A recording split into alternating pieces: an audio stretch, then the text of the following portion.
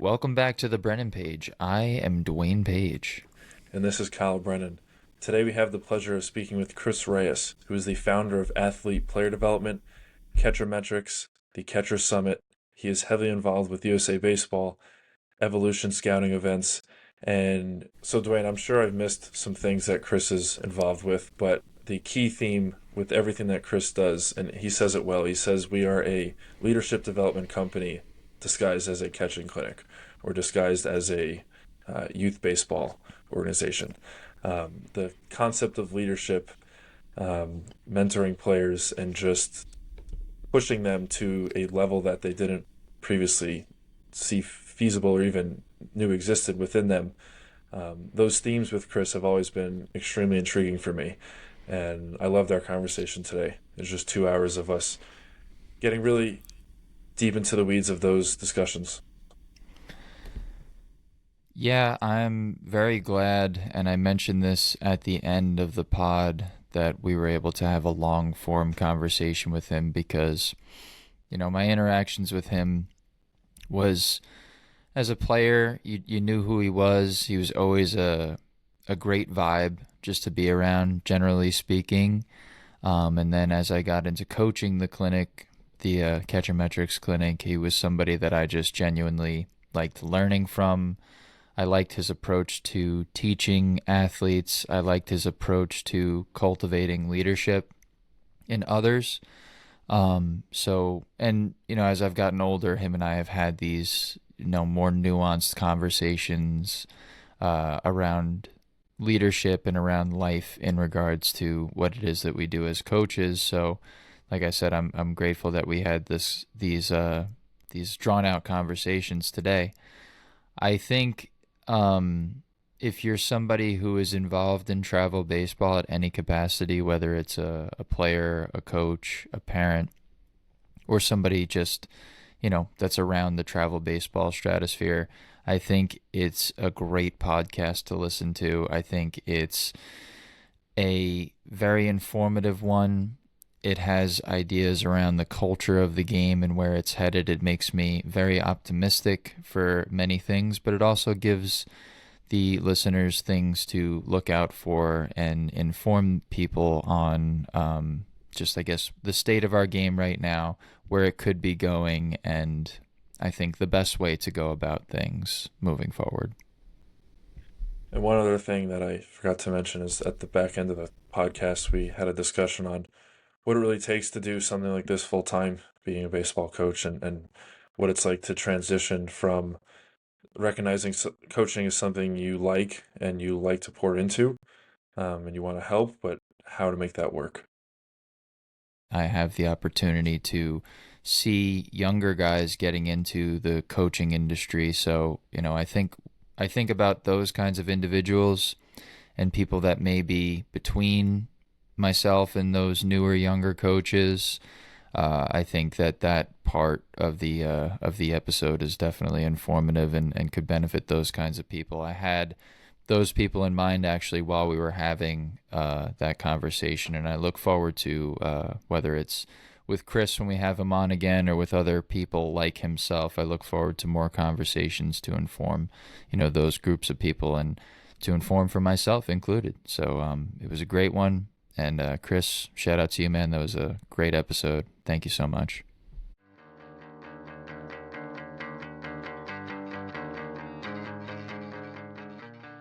My mom Sweet. busts my chops about it all the time. She's like, "Stop wearing the sunglasses." I was like, I don't know. I like it. It's kind of my thing now, I guess. It's definitely a look. It's every time I see the video, it's like I'm expecting a different pair of sunglasses now, Yeah, which is great. yeah. You I've guys got a can get bunch. a sponsorship now That's from what we were talking about last Sunglass night. Hut. That'd be It's cool. gonna Sunglass Hut, happen. different hats. I know. I've hmm been rotating the same couple hats.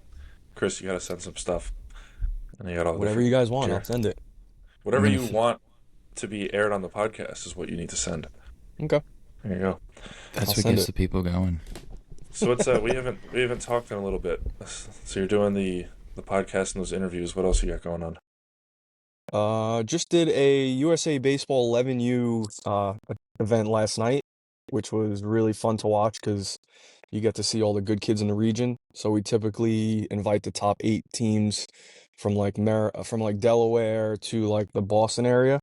Um, Missed a few teams, but it's always fun to watch that age group because it's like you get to see them before they, you know, get on social media, are on the, what do they call it, the PG trail nowadays, right? So it's cool to see that because at 11U, no one really knows about them, right? So the only people that get to see that age group is USA Baseball because we start so young. But there were some really good kids, man. I just hope that some of these crazy coaches don't mess it up, if that makes sense. Because there's a lot of talent, a lot of kids throwing hard, a lot of kids running fast. It's a little bit different than like a decade ago now with these young kids. Super talented, That's and awesome. I hope it stays like that. I can attest to that 11U age range because I've witnessed some travel baseball games at that age group here and there, and it's crazy. Like, It really it is. just like the environment, and some of it is good energy. Like I see a lot of the players are like, I don't know, it's like an energy factory. I feel like every single It time I is. see those age groups, but sometimes the parental and coaching gets to that too, and sometimes you don't see the coach that's like a steady, level-headed type of Yeah. individual. It's more of like they're riding the wave of how the game's going, Yes. and when you're watching, The I'm adults sure. riding the emotional wave of the children. Exactly. And listen, Exactly what it is doing. It's yeah, crazy. it's I'm sure it was. That's why, like you said, it was fun, and I was just imagining like just like wow, like freaking craziness all freaking Yeah. day. That's cool though. It's like going to like a playoff game like in Major League Baseball for them, which is great, but if the emotions get too if they lose their emotion, let's put it that way, like if they don't have the hold of it, it can get really ugly very quickly. So, we had to manage those emotions last night and thankfully USA Baseball has a lot of rules in place and pitch smart and requirements of parents. You have to sign things. So we're trying to manage it as best as we can, but it gets to the point where sometimes it's like borderline, like this is gonna get out of hand, if that makes sense. So we'll see. But Yeah, there's a ton of talent. that's an interesting point that you bring up, and I feel like with each person that we've had on the topic of youth baseball and the state that it's at right now always has been coming up, and Hmm. it's a lot of it is around the talent and the tools are so high right now. Sometimes the baseball IQ isn't there, but a lot of it also kind of gets around to the environment and what that's been like. So some of it negative, some of it positive. Like Yeah. obviously, there's a lot of people that understand that baseball is a grind, and there's a lot more exposure through social media and just the media in general of what it's like at the highest level. Obviously, Hmm. people aren't, boots on the ground type, but they're getting exposure through Hmm. media, and these kids and these parents see the grind. They get some exposure to what it's like, what people's work ethics are like, what people's routines are like. So I do see that, it can be super toolsy, but just like what from your perspective, like what does youth baseball look like? Like what's the state of it right now? I get to see an interesting measuring stick, right, guys? So it's interesting. I get to see kids that are really good at 10 that don't pan out and they become a kid that loves they don't have the passion for the game, or they get injured because they're super athletic, so they get overused. Um, the trend that I'm seeing is at like 13 and a half is where I start seeing this, right? And what do I mean by that? I mean that parents put too much pressure on them. It could be as simple as, like I just said, it could be they get overused. They ran out of mileage. I tell this to parents. We had this conversation because we have like a USA baseball talk every event where it's like there comes a point where your body just gets tired, right? Like if you're a 13U kid and you're traveling to Texas and you're back in Long Island, then you have to travel to Staten Island for a PG event. You have to hop on a plane and go to Oklahoma. I mean, kids under the age of, let's say, 19 shouldn't be doing that. Like, we're not designed as human beings to grind it out. And I think what I'm seeing at the lower end is kids are just getting worn out. a lot of relationships between mom, dad, and the kid in the baseball aspect of it are it's kind of getting tarnished a little bit. And then they come to me like I have like, this youth baseball Bible that I can go to and give them advice. But really, it started at a young age, chasing trophies and chasing this cloud on Instagram that you're talking about, Dwayne. I think it could be healthy, but I think parents should come in and kind of manage the volume of it, if that makes sense. I think that's really important.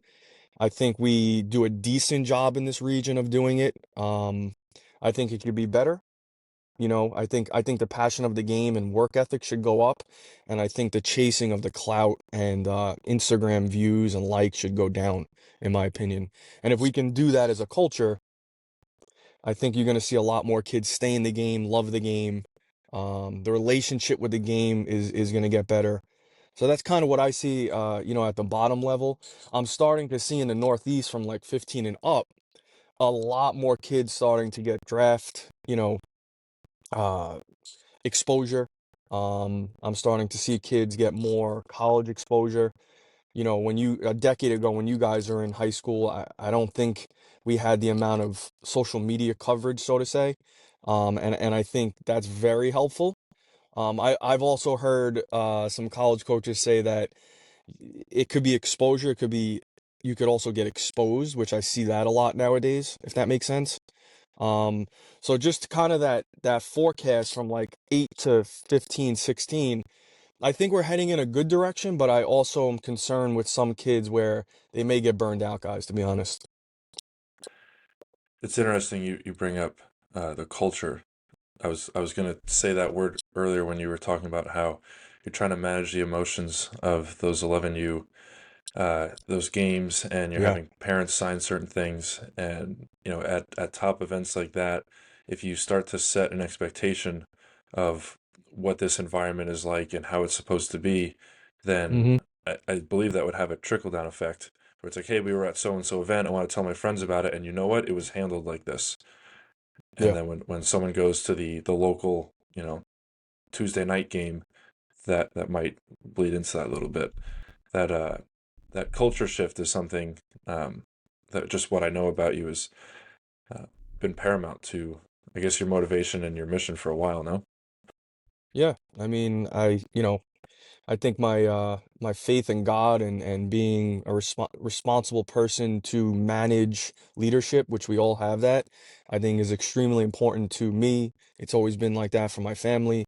My platform just happens to be baseball. I get to be around a lot of good kids, a lot of influential people, and I think it's my responsibility, Kyle, to actually do that. So, you guys have been hearing that from me and Tom and everyone at CatcherMTRX for years, right? The responsibility of leadership, and then when you get the platform, your responsibility to pass it down and so on and so forth.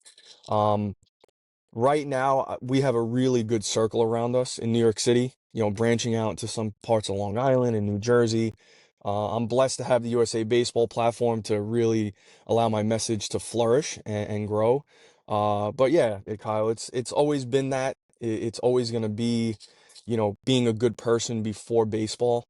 And I think right in that middle ground is where a lot of people lose sight of, we're supposed to be developing young men and women instead of winning a trophy. Now, if a trophy comes along with the development of young men, by all means, you guys know me. I love to win, but not at the expense of losing a kid to, injury or hating the game, if that makes sense. Um, there's that very thin line in between that I've noticed a lot of people cross over, and then we lose that kid to, another sport or just hates the game. And I don't like to see that, guys. So, yeah, that is my motivation, Kyle, definitely. Yeah, I think I've talked about this so many times with Caputo, and I think I freaking bring him up like every other podcast episode. But when we talk about winning at our level over at St. Joe's, it's not always about winning. It's more so about how it looks. Mm-hmm. How it looks when we do win, how it looks when we lose too. And I Great think that point. that can kind of encapsulate what you were just describing as far as how to handle these youth baseball players as they go through youth athletes in general. We could probably say across the board, but in particular, we're talking about youth baseball right now. Mm-hmm. When we're caring about their development and also their ability to perform in these high pressure situations, I think when you talked about the pressure getting to them at that like 13 and a half age range, it's just because I think it's like you said, the chasing of the trophy instead of just talking to them about something like I just described with Cap, like how it looks, what you're supposed to be doing, how you're supposed to be feeling, how you're supposed to be managing those things, and how you're supposed to go about your business. Right. And in this clip era that we're in, where you're seeing these 10 seconds to 30 seconds of Yeah. baseball action on social media rather than watching a game, watching guys' routines, watching their pregame routines. It's like, no, I'm supposed to hit a bomb and then throw my freaking bat up into the air. I'm supposed to strike somebody out and then, pimp that shit on the freaking mound, Like Yeah. sometimes that stuff can just be lost in translation. There's always been emotion in this game, which I think is a misconception that there hasn't, because I get caught up too where I watch some of these crazy clips of kids doing these bat flips and Yeah. showing up to the field with the music and stuff, which I know people have different feelings on those kinds of things. But then I'll watch you know clips and videos from the 70s and 80s with guys, throwing at each other and brawling and stuff. And I'm Right. like, dude, there's always been emotion in this game. Like Yeah. there's no getting away from that. So, Right. I think development is so key, and talking about just how you're supposed to go about your business, how it is that you're supposed to do things is so important, especially for those younger age groups. The thing that scares me, guys, is so we talk about at USA Baseball, like stuff that goes on the field and then stuff that goes outside in the stands. The thing that scares me is like I'm all for, getting fired up. I've been in fist fights on the field, especially in New York City. High school baseball gets a little crazy back in the day. What I'm scared of, to kind of piggyback on what you're talking about, Dwayne, is like when the outside stuff comes inside and infiltrates the game, if that makes sense. So like parents trying to beat up umpires, um, coaches fist fighting with umpires. There was a woman, a female umpire in New Jersey that got knocked out 2 weeks ago. It's things like that that concerns me, right? And I think we as the people that lead the platform that have the say just think we need to do a little bit better job of managing, the energy of the game, if that makes sense. And if we can do that, we're definitely heading in a good direction culturally in this region. If you look at the stats, right? USA Baseball always puts stats up. The amount of kids that are playing baseball in this region have been going up. The amount of scholarship offers have been going up. The amount of draft picks. We're actually number 2 in the country, in the state of New York, under Southern California, for the most amount of draft picks in one state. So that's going up because 10 years ago that wasn't the case, guys. I think we were like 33 or 34 out of all the states in the country. We're now number 2, which is great. But I just hope that as we climb the ladder, we keep the main thing. And I know that sounds cheesy, but I really do hope that we keep the main thing, which is developing good humans, right? Before athletes and winning championships. If we could be good people, the culture will kind of improve itself, if that makes sense. Chris, I think so many coaches of any level, they, whether it's at the forefront of their mind or not, they have goals in mind to develop the person. Mm-hmm. The leadership aspect and being a good mentor and all of those things, that are kind of in the background and secondary to the main task at hand of teaching how to field a ground ball or where to stand in a cut and relay or something like that. Um, Something that's always been intriguing about you from since I met you is that you have it flipped, and you kind of said this earlier, where the development of the person is the reason you're showing up, and baseball is just kind of the medium. Can you tell us about the origin of that, where this desire to develop leaders, to even discuss and think about leadership qualities and overall culture of things, how did that all originate for you? Yeah, I mean, well, I grew up with parents that, one was a crazy Christian mom and the other one was a crazy Christian dad that was a Marine. So it was always like people before us, right? So I got to an age where I was like, I think I was like 22, 23, where it was like life wasn't going my way, if that makes sense. And I had to like really look in the mirror at that age and say, like, where did I go off path, right? And obviously my faith in God and stuff like that has always been like a driving factor. But what I noticed at that age was that I was putting my wants, my worldly like wants, like money and stuff like that, ahead of my purpose that I was taught my whole life, if that makes sense. Like, try to be good to people, try to bring value to the group you're in. And I kind of got away from that. I was coaching in college at the time, and I felt I don't want to say lost, but I was definitely off track, right? So it was at that time, Kyle, that I really started to like look at what I'm doing and saying, can I do this for the next 10 years? And the answer was no, right? Because I was coaching in college. I felt this overwhelming need to make a difference in what I do, which is catching development, coaching, that type of stuff, the stuff we all do. And I had to make a decision like, am I going to stay in the coaching world in college? And I probably could have went up the ranks and stuff like that. But I made a decision to really pour into the CatcherMTRX program, which is what I'm the founder of it. And I decided to really grow that. And the reason why I really wanted to grow that is because we all know, we're all catchers on the call, is that there's a leadership responsibility um, for catchers, right?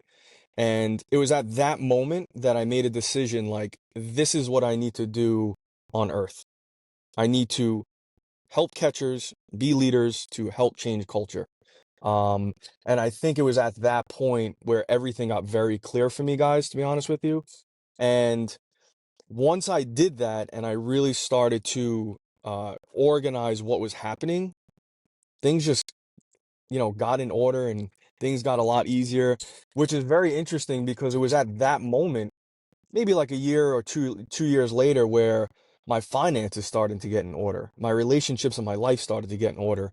I started to become clear in my mind and in my thoughts on making better decisions. So it really was, obviously my faith. It was this innate want to help people. And every time I get off track, like we all get off track, obviously, guys, obviously as men, I have to remind myself why I started. And I go back to those days when I was 23, 24 years old.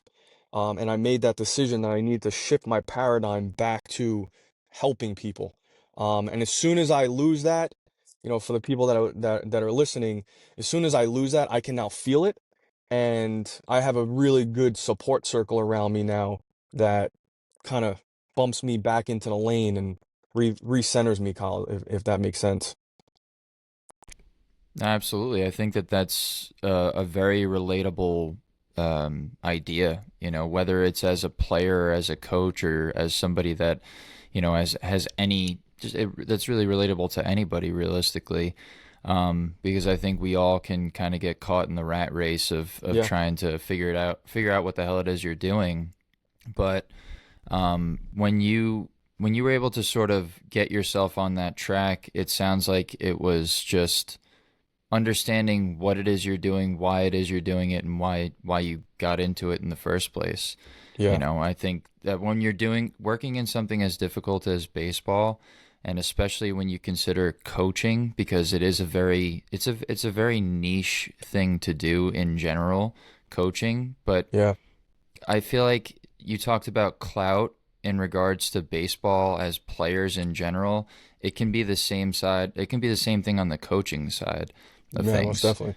You can sort of sell out to any particular style. You can sell out to any, you know, particular culture or program, but I think you did such a good job of just honing in on what it is your calling was and what you had faith in doing. And obviously, you've mentioned your faith in God too, so I'm sure that you had you were just, it just sounds like, because I've known you for years now, and you're so grounded. Like, you walk with this confidence, you walk with this curiosity, and you walk with this ability to influence the people around you in such a positive way. So it's good to hear where that came from. But it's Yeah, also for somebody like myself, and I'm sure for a lot of people listening, it's nice to hear you describe how it is that how you've gotten to that level. Because yeah, I think a lot of times when you interact with somebody like yourself, that again, I do praise you for this. Like, just watching you walk around and interact with players and other coaches is impressive, because thank you. I love to you just see that you just like glow with this like wisdom, this confidence. So I really do like watching you do what you do. And for somebody like myself, who, when I was, especially in particular, a younger coach, seeing that, it's like, damn, like, this dude just has this shit figured out. You know what I mean? Like, he just I has wish this I stuff did have figured. it figured out, but Dwayne, I appreciate the compliment, and I have those people in my life too. Like the way you complimented me, Kyle sits in meetings with me all the time. I'm very grateful for the people that pour into me. And I only feel obligated to pour into kids. And to be honest with you, if a kid gets a scholarship, which we've produced, I mean, the list is in the hundreds at this point. Um, that doesn't impress me more than like helping a person in life. Like that makes me feel better. Would be like, hey, if Kyle needs something, where do you need me to be? I'm gonna be in Wisconsin on Tuesday. I need you to fly out. I'll be there. Like that's the stuff that to me, I'm 41 years old now. That's the stuff that impresses me. Because, going back to what you were kind of alluding to is like that circle around me would do the same thing. And Kyle, some of the, my brother and his friends and some of my baseball circle, my mentors, when you put Dwayne, when you put the first thing first and you make sure people are always at the top, things get a lot easier, man. And unfortunately, I didn't do that, right? In my early 20s, maybe even going into my later 20s, but like I now know that if people aren't first, I'm gonna get off track. If God isn't there at the top, I'm gonna get off track. And I think we could all do that in our own little way, if that makes sense, right? I know not everybody has this faith in a thing that they can't see, but you know what? Maybe your kids are that, or your wife, or whatever you come up with. I just have realized at a young age that uh, you can't be the first thing. There has to be a bigger thing ahead of you that you're working for, if that makes sense. Chris, you've mentioned the circle around you. I have to imagine that circle wasn't just there from day one. That's something that you've accumulated over time and you've nourished. Can you talk about your process for developing that? Yeah, obviously, when you do something at a pretty high level and you're a good player, you attract certain people in the baseball community or the sports community. Working at Long Island University was a huge thing for me. I got to meet a lot of really smart people. It it didn't look like that by our record every year, but I was around a lot of like very intelligent people when it came to sports psychology, nutrition, strength and conditioning. So I really got my love for what I'm doing now, I think there. And losing actually made me love the game even more, if that makes sense. And then once you have the platform, I think the circle that you're around, uh, you get attracted to it as it attracts to you. I think it's the law of attraction, I believe it's called. And over time, Kyle, you start getting around people that talk your language or have the same interest. You like the same food, you like the same music, and I think over time, as you get older, it allows you to say no to certain people that shouldn't be in the circle and say yes to certain people that should be in the circle. And sometimes the for me, and I'm sure you guys are starting to feel this, at your age, what happens is like it used to be a yes for someone to be in your circle, but God is like, no, he shouldn't or she shouldn't be in your circle right now. It's not a good time. Maybe they need to heal. Maybe you need to heal. Um, and then maybe in a later time, you guys can come back and do some work together. But, that circle, Kyle, has always been a really important thing to me. At 24 years old, I was in a pretty dark place. It's actually interesting because that's when the CatcherMTRX program started. Um, I was in a dark place, and I knew that I needed to start making better decisions. And some of the books I was reading at the time were saying, make sure you filter through who's in your circle, who gets your time, where are you putting your money, right? Which is a huge thing nowadays for me. How do you steward these gifts that were given to you? And over a long period of time, that rule book, I guess you can say, really helped me, guys. So I don't know if that helps younger coaches that are listening or players, but that circle, man, is a key thing. It could be the women in your life. It could be family members that are just not it. I could specifically think about a few family members right now, and I know this is taboo to the world, because family is, blood is thicker than water. I don't agree with that philosophy.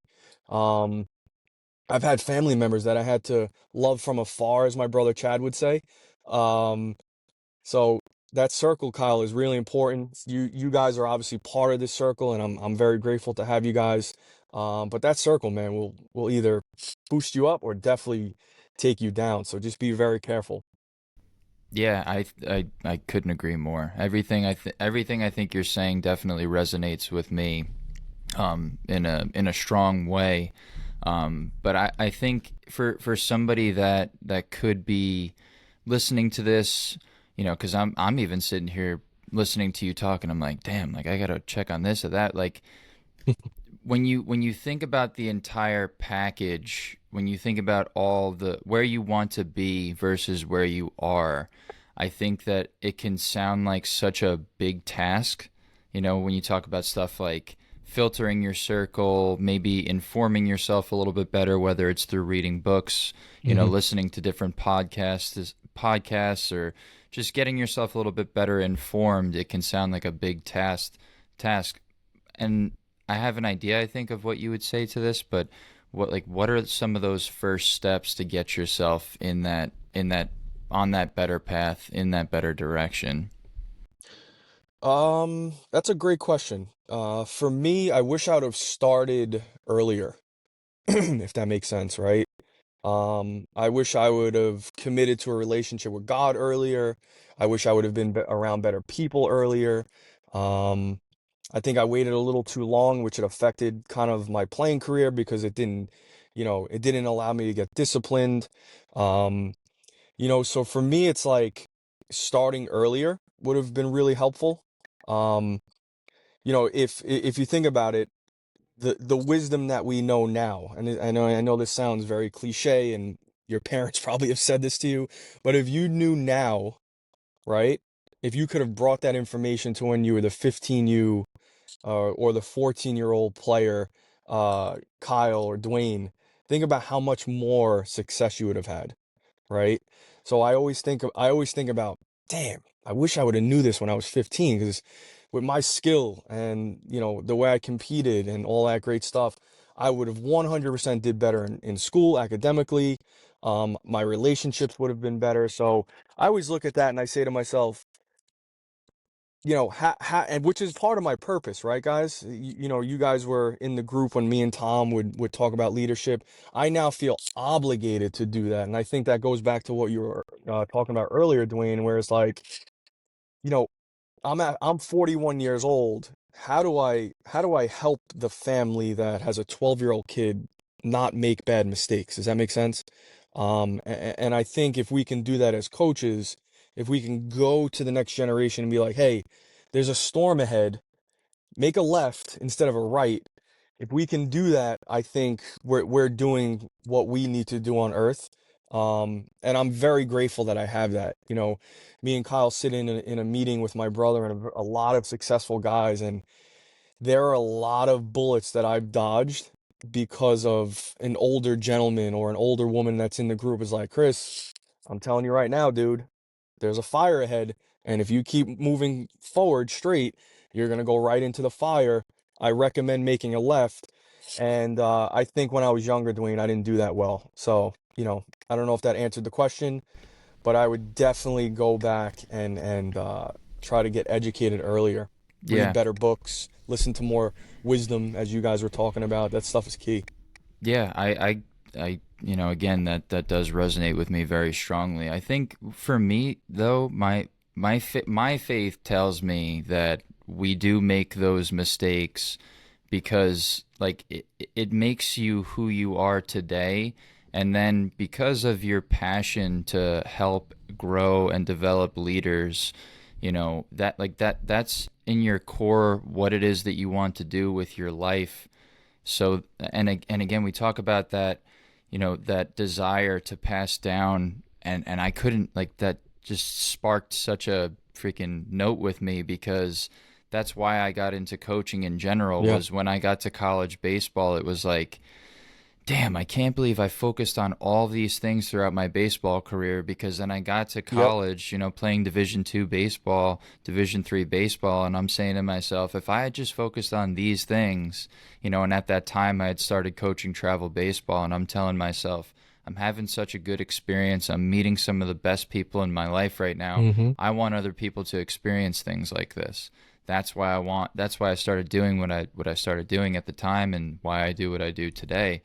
Um, And but that's again, life changing. That's life yeah, changing stuff, right? yeah, If yeah, more people, it's, if more younger, we'll use athletes because we work with athletes. If more athletes can do that, man, whew, that's wisdom right there, bro. yeah, It will change your life. It really will change your life if you can do that. yeah. I really believe that.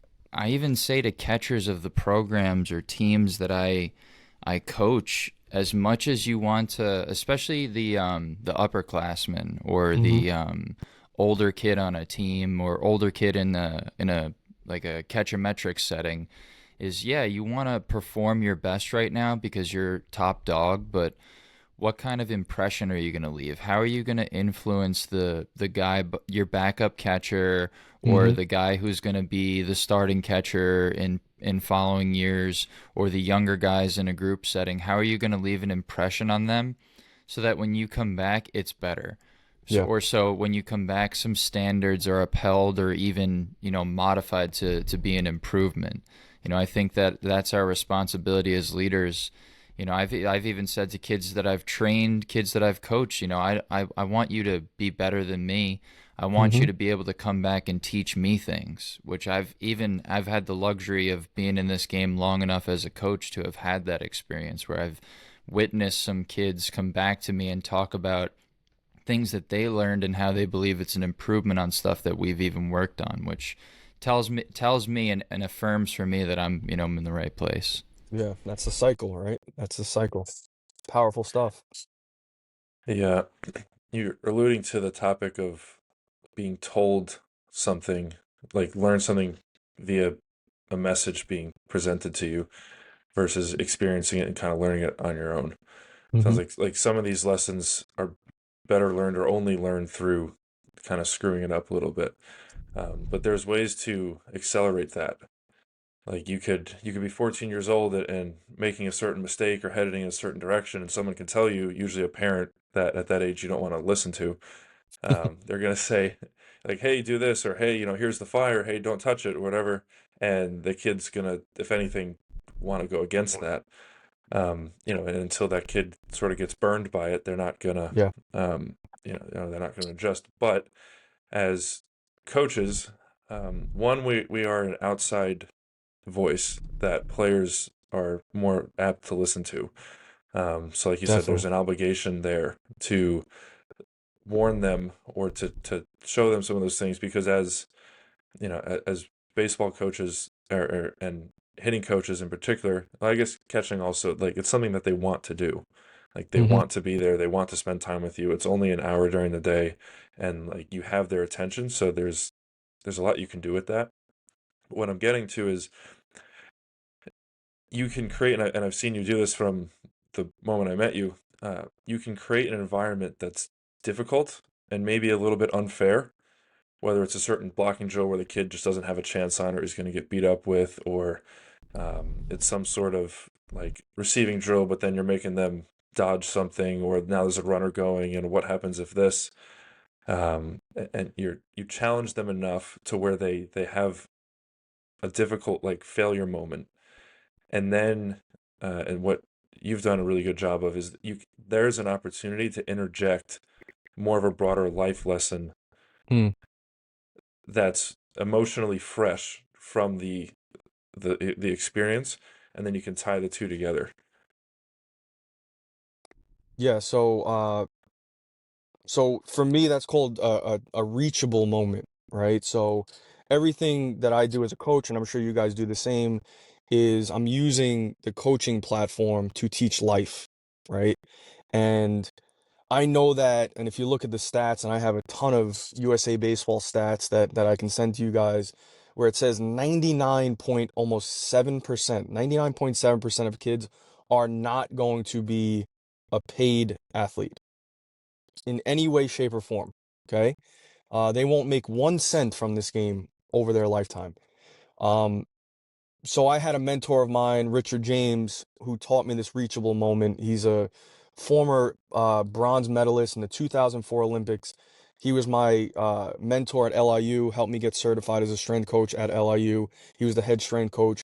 And he used to talk about that stuff all the time with our guys, where it was like, you got to this level maybe in your own intuition and your power, you can only get to here, but there might be someone that can push you through or pull you up, right? And the reachable thing is why I do that, Kyle, right? You know, I've probably done it to both you guys. I do it to myself. I have people that do it to me. I do it to people. Um, and the concept behind it is literally to teach people psychologically how to get over the hump, right? Which is a very commonly used word on social media now. And, getting over the hump, getting over the hump. I think our culture has created a lot of comfort for children, including myself growing up. I look back now and I had the meals cooked by mom. I had a personal Uber named Dad. I had all my bills paid, right? It's a very comfortable life we grew up in this Western culture, and especially in this area where there's a lot of affluent families, right? Middle class and up. Um, so it's my only time that I get to have these kids experience being uncomfortable, right? Um, so how do we do it? We do it with drills. We make it a little bit harder than every kid can actually, do, right? So let's say he can reach 6 feet. I want to see you reach 6 feet 1 inch, right? Because 6 feet 1 inch now turns into 6 feet 2 inches 3 weeks from now. Um, Now again, it's very uncomfortable. It's at times could be a little bit disturbing the energy where you guys have been in settings where it's like Chris is cool, Tom's cool, every Ronnie's cool, and then boom, and the volume goes up real fast. We do that at a lot of our sites, and I think it's just to trigger the emotion of that athlete to say, dude, there's gonna take a little bit more in you to get to that thing that you want, right? I saw Logan do it his whole life. Like he overachieved, kept grabbing and reaching and reaching and reaching. Eventually, if you reach far enough, you're gonna grab that fruit, right? And sometimes, there's gonna be people that push you up.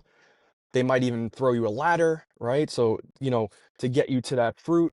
But that's the reason why we do it, Kyle. And I think, I mean, you guys as young coaches, I see you guys doing a phenomenal job at that. But it's a skill. It's definitely a skill. And if you grew up with my dad, the way he went about things, it was always uncomfortable. It was always problem solving. It was always an uncomfortable conversation in the car in a positive way, but definitely in a way that allows growth, if that makes sense, Kyle.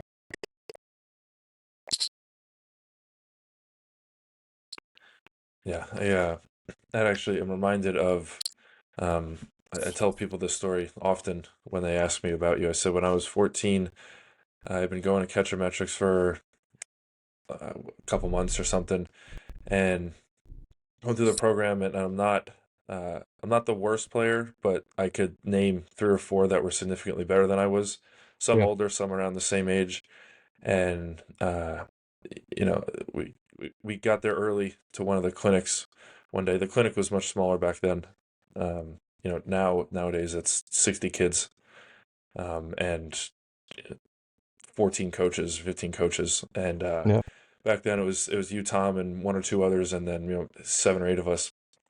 So we get there early and we're just kind of hanging out, and you pull me aside and you're like, "Hey, you're doing a pretty good job. You're working hard." And I'm like, "All right, cool. Like here comes some compliments." And like, because you're kind of fishing for that, the ego, especially as a kid, insecure kid, you want the coach to tell you that you're doing well. And I don't remember exactly what you said, but you're basically like, there's a whole nother realm or multiple realms past where you're currently operating, performing. And he's like, you're nowhere close to getting to those because you're staying in your comfort zone. You're staying where you're at. Um, and I have no idea what this means as a 14-year-old. And you're I probably had no and idea what that meant either. and you're like, in order for you to unlock that next gear to, like, you're gonna have to do things uncomfortable that you're not doing currently.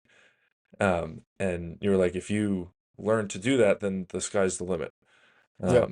And I didn't know what that meant, but a uh couple weeks later, we're doing some sort of a blocking drill, and now you're having me jump off of a box first.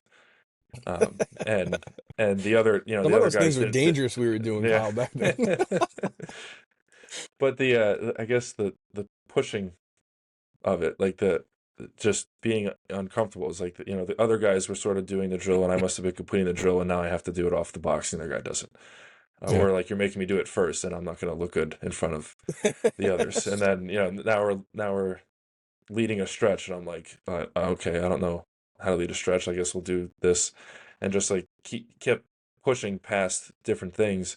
Um, and I think what you were trying to get out of it was, like, you have this fairly athletic kid that's got some good size, but he's not moving explosive. Like, there's no twitch there. There's no sense of urgency. Not because I couldn't, or because I didn't feel like I needed it. I just didn't know what it was. Yeah, I would Uh, agree with that, definitely. and Yeah, that's that. that's an interesting one because I personally think that there's certain things in people that only other people can unlock for you. Um, and I say that with confidence because Richard James did that to me as a coach. Um, he's this Jamaican dude that is just very to the point. He doesn't care. He's saying it nice, right? But his candidness and his right to the pointness, quote unquote, is could be intimidating, right? Guy ran in the Olympics, won a bronze medal. He's a head strength coach. He's a doctor of sports science. Like you're like, whoa. But he did that to me. So it's very interesting, guys, because you're either going to okay that or you're going to repel it, if that makes sense. And the kids and the humans that okay that want that, that's how you get to the next level. I'm currently, we talk about realms, right? You said that word realm. I'm currently at the top of this realm, and I can't figure out how to get here. So I have to make a decision. I'm either going to retreat or I'm going to push through. And I think we all do that, right, guys? It's not just a sports thing. It could be anything. It could be someone that's trying to lose weight. It could be someone that's trying to make more money for their family. It could be anything, right? There's always that boundary that we need to get over. Yeah, I think using the concept of realms and the idea that you don't even know if there could be a realm until there's exposure kind of tells us that we need to be, you know, we're using baseball as an example. If you want to elevate yourself, you need to, like you said, you need to find other people that operate at that next realm, so to speak, or Hmm. operate just in a different realm altogether, or maybe go about their business differently than you do. It's just exposing yourself to other ideas, exposing yourself to other, whether it's forms of training, coaching, because I know for a fact I wouldn't be the person that I am today. I wouldn't be the coach that I am if I hadn't been around people like both of you guys, learning your styles, seeing the way that you approach different situations, and all the other great mentors that I've had throughout my playing and coaching career.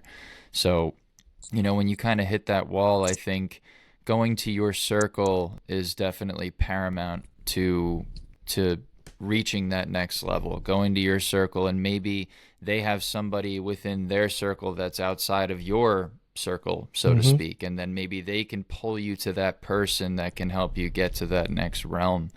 That's what I'm kind of thinking as you guys are describing these scenarios, which is why I love what we do at Metrics when we kind of mix up the groups sometimes. And when people ask me about CatcherMTRX, in particular catchers that I train individually, if financially they can do it, I always say, I would love if you guys can continue training with me individually and Mm-hmm. do the metrics, because Right.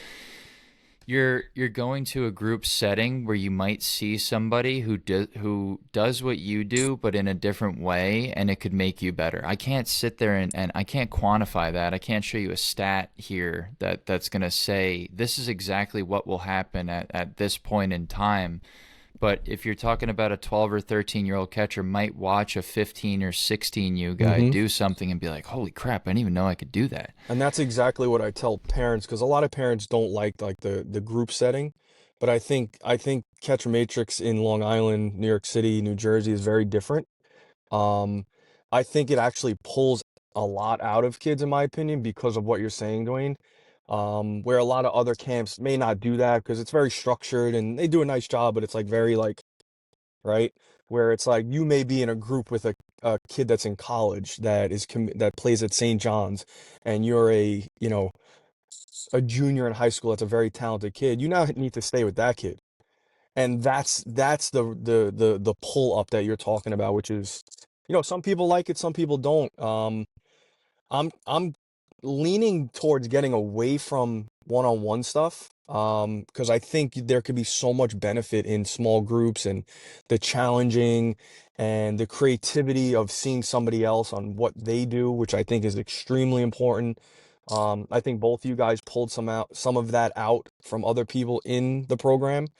Um, but that stuff is key, man. Just being around really good movers, I think you pick up better movements. I think if you're around people that speak better, you speak better. If you're around people that eat really well, you probably going to eat better, right? It's just a law of attraction, which I think is so key, bro. And I think if we could send that message to younger parents, the parents of kids that are 9 and 10, I think going back to what we originally were talking about the culture, I think we can like lasso those guys at the bottom and pull them up because we definitely need that. I don't know how much you guys are around the younger generation, like 11 and down, but they are fascinated with likes and views and my kid got this and my kid, and we're losing sight of the love of the game, right? The creativity of the game, the passion for the game. And then when the kid gets to 13 and he gets to the big field and he can no longer hit that check swing home run, you start seeing the kid's confidence go down and down and down. And it's a scary place to be for, I'm sure, for that parent, but we did it to them, right? As the adult, which is very scary to think about, right? Because we do control that. We definitely do.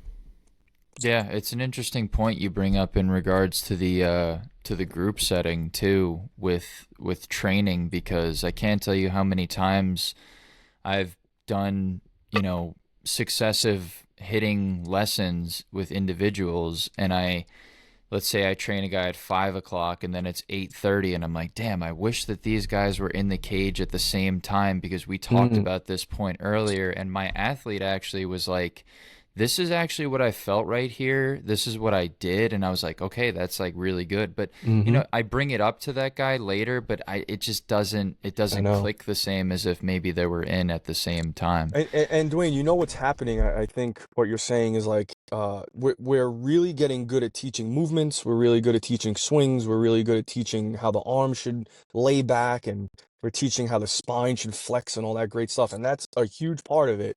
But our culture is losing the concept of how to compete, right?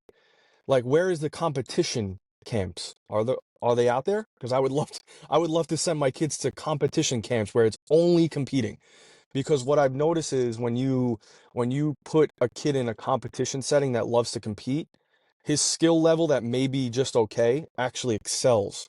Um, and then the kid that has all the best movements and all the best trainers doesn't know how to compete, he actually goes down a little bit. Um, so that's why I love watching like when we do the Olympics, because what happens is that it gives me some insight on like, okay, so you throw a 191 pop time when there's no one in the box, when there's no pressure on you. when you don't have to worry about running a 30-yard sprint when you're exhausted. Um, that's easy. But when you have Kyle Brennan, who's 6'4", swinging a bat through the strike zone, can you still get it done? Right? That's what I want to say. I love seeing kids compete because how you compete is literally who you are as an athlete, because that's what the game does to you. You guys know that. Um, that's why I love the Olympics, bro. There are little kids. I'm like, damn, you have that in you? Like you have that dog in you. You have that evil spirit in you that wants to compete. And then you'll be surprised. If you keep getting bigger and stronger, guys, I mean, you know the deal. You have that in you. That is an absolute gift when you have that competitive nature in you. Um, we should start like competition camps where everything is just a competition, because I think competition brings the best out of people. For me, it 100% does. It makes me focus better. Um, and the minute we say we're competing, it's like boom, I'm on. So I don't know how we can do that, but that'd be pretty cool. Well, I mean, I think it comes in it has to be in a group setting, and it has to be with people that are of a similar-ish skill set, and then there has to be someone there that's setting the tone, and that like the best one here is going to get something, or I'm going to push you all, and one of you is going to figure it out, and the Hmm. three of you that are upset because the drill's too hard, I'm going to point to the one that got it. And Yep. it's an uncomfortable moment, especially as a coach, when you want those players to like you, or you want those parents to pay you and whatnot. But that, I mean, that's where the magic happens. Yeah, it really does, guys. And if there's a young coach listening, I think if you can mesh those two, talk about creating a following, you will have it down pat, man. That's what parents want, right? They're seeing that their kids' swings are getting better. They're seeing that their throwing patterns are getting better. They're getting stronger in the gym, but then it doesn't equate to the game, which is competition, right? So I think that's where Yeah, the secret lies. it's the exposure or the exposed that you know kind of brought up a little bit earlier. I think that when Yep. we operate in that comfort zone, again, that has been discussed previously, and we're going through, okay, this is your T routine, this is your flip routine, time for BP, time for the machine, time for breaking balls or whatever.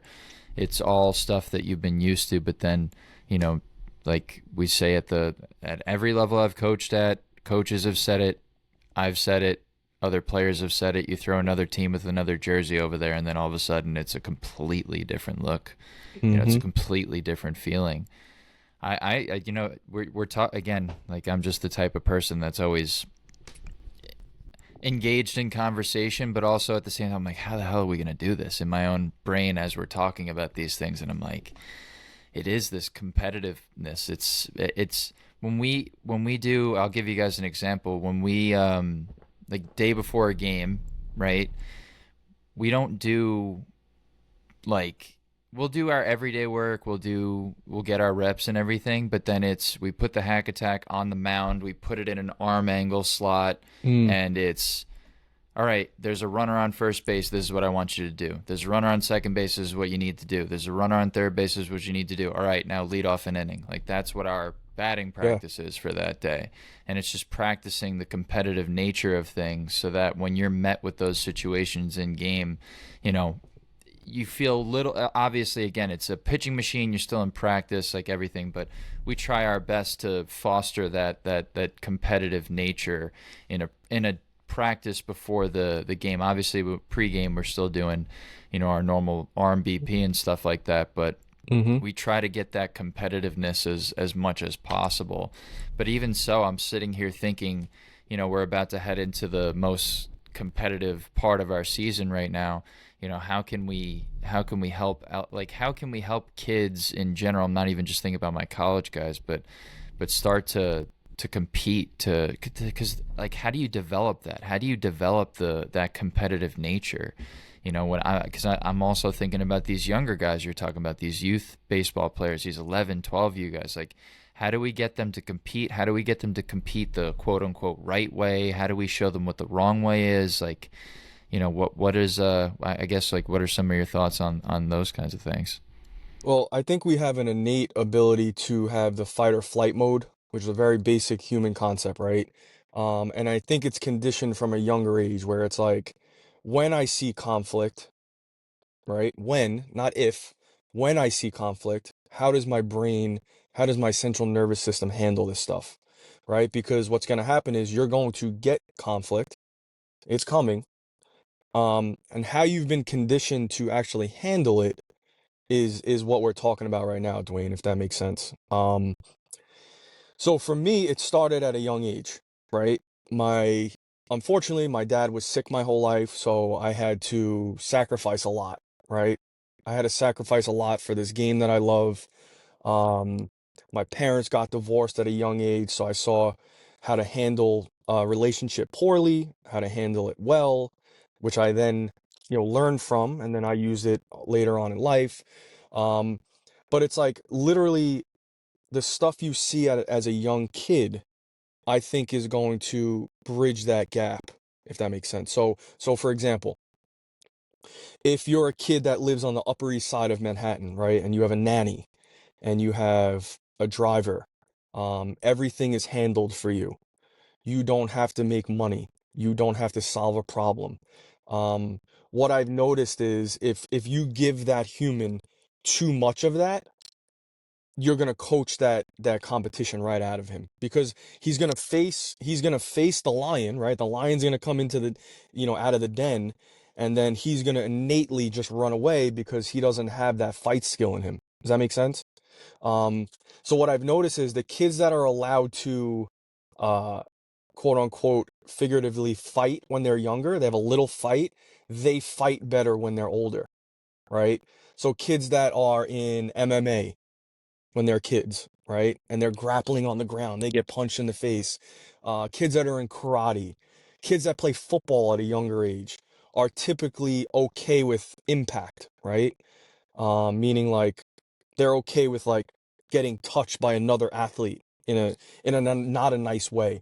Um, so for me, it's little things like that. I always ask parents questions like, what does he do at home? Is he immediately walk through the house and like he's handed a cheeseburger and right to the video games?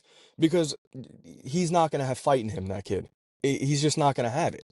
Um, so it's little things like that. And I think personally for me, as I analyze the development of younger kids, those kids that are not afraid to get punched in the face, and I'm saying that very candidly and nicely, but if you're afraid to get punched in the face, when you do get punched in the face, you're going to crumble, right? I know a ton of kids in New York City that are not afraid to get punched in the face. Um, and those are the kids that are getting big time scholarships, right?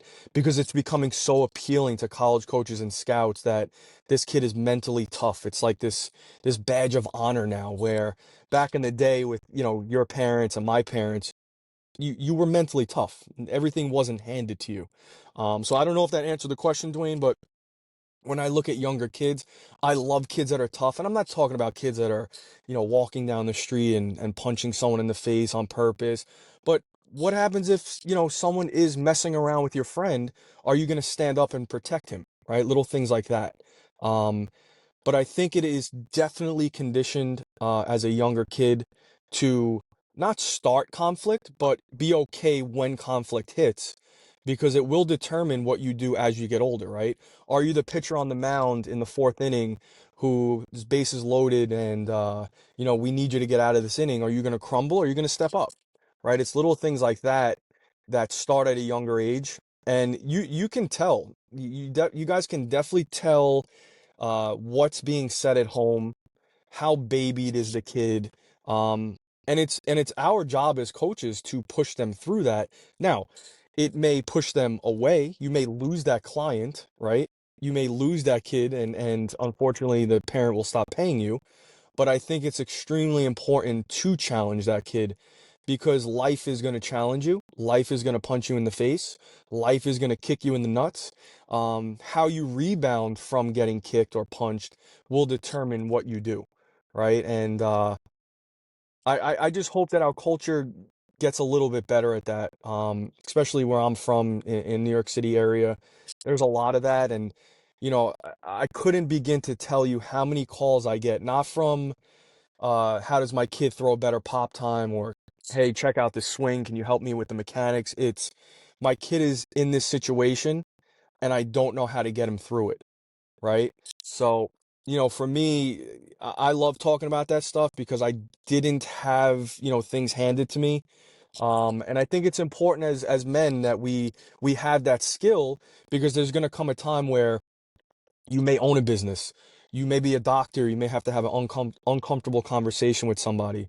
You may be a teacher, right? That's mentoring kids. You have to stand in front of the room and have an uncomfortable conversation. And for me, I think it's all conditioned from home when you're a little kid. So I don't know how you guys feel about that, but I think if we do a better job as a younger, with younger kids, I think it could be really game changer stuff. Yeah, I agree completely that it's conditioned. When you were talking about the like come home and handed a cheeseburger and go sit on the couch, I mean that's I think of myself a lot when I was young, where many aspects of my childhood were excellent. Yeah. Just from my dad had the upbringing probably similar to yours in many ways.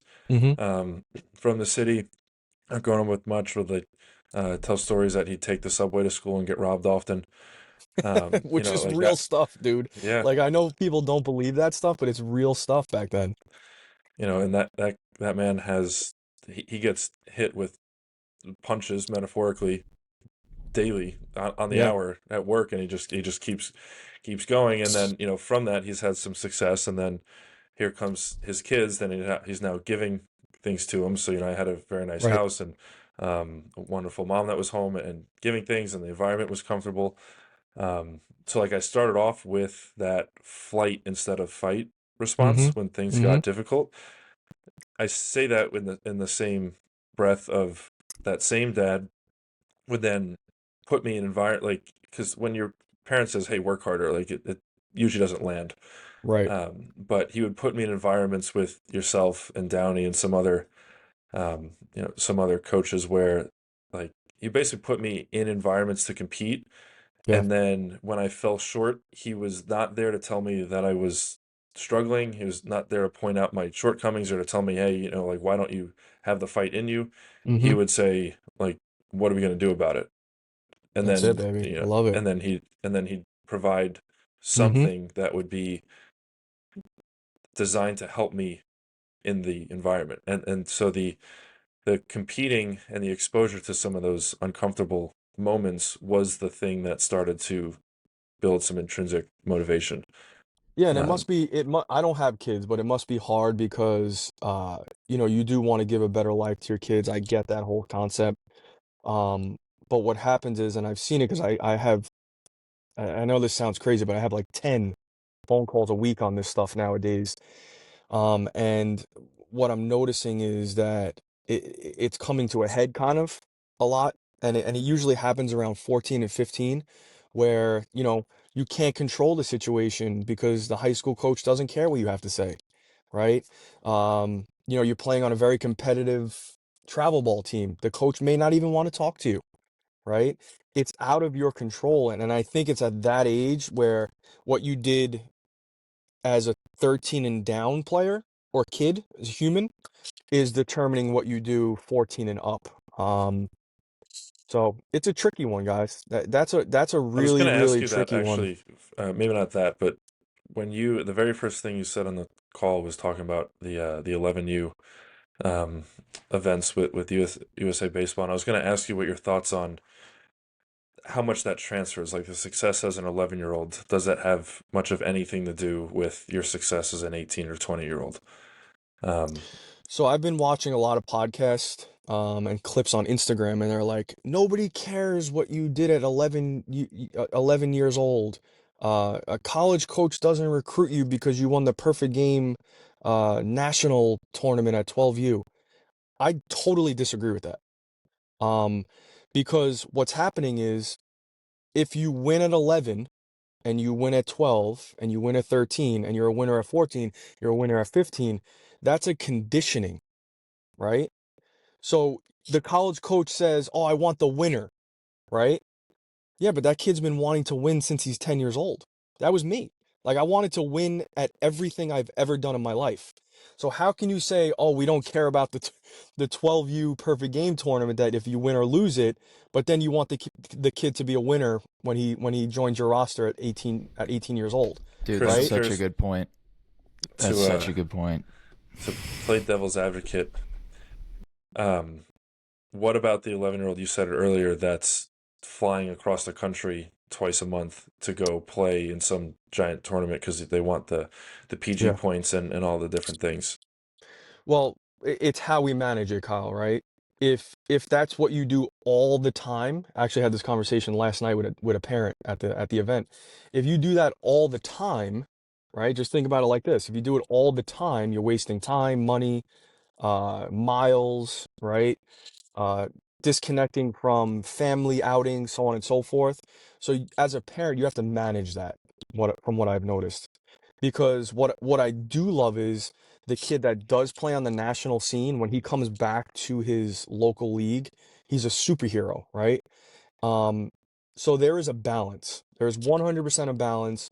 And I would personally lean more towards having a too competitive kid and reeling him in than not than a kid that's on the couch playing video games, right? And I'm just being very candid here, but it's much easier to pull, you know, to have a shark than expect this goldfish to be a shark, right?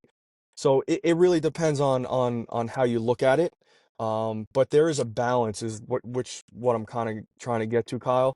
Um, but if you do have a very talented kid, it's got to be tricky because you're gonna get all the invites, right?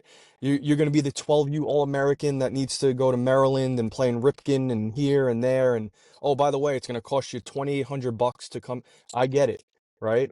I know, because I get to work with a lot of those kids. So the advice I give to parents is like, make sure you manage it, because you do want to challenge, you do want to push, but at the same time, the word no can be a very powerful thing.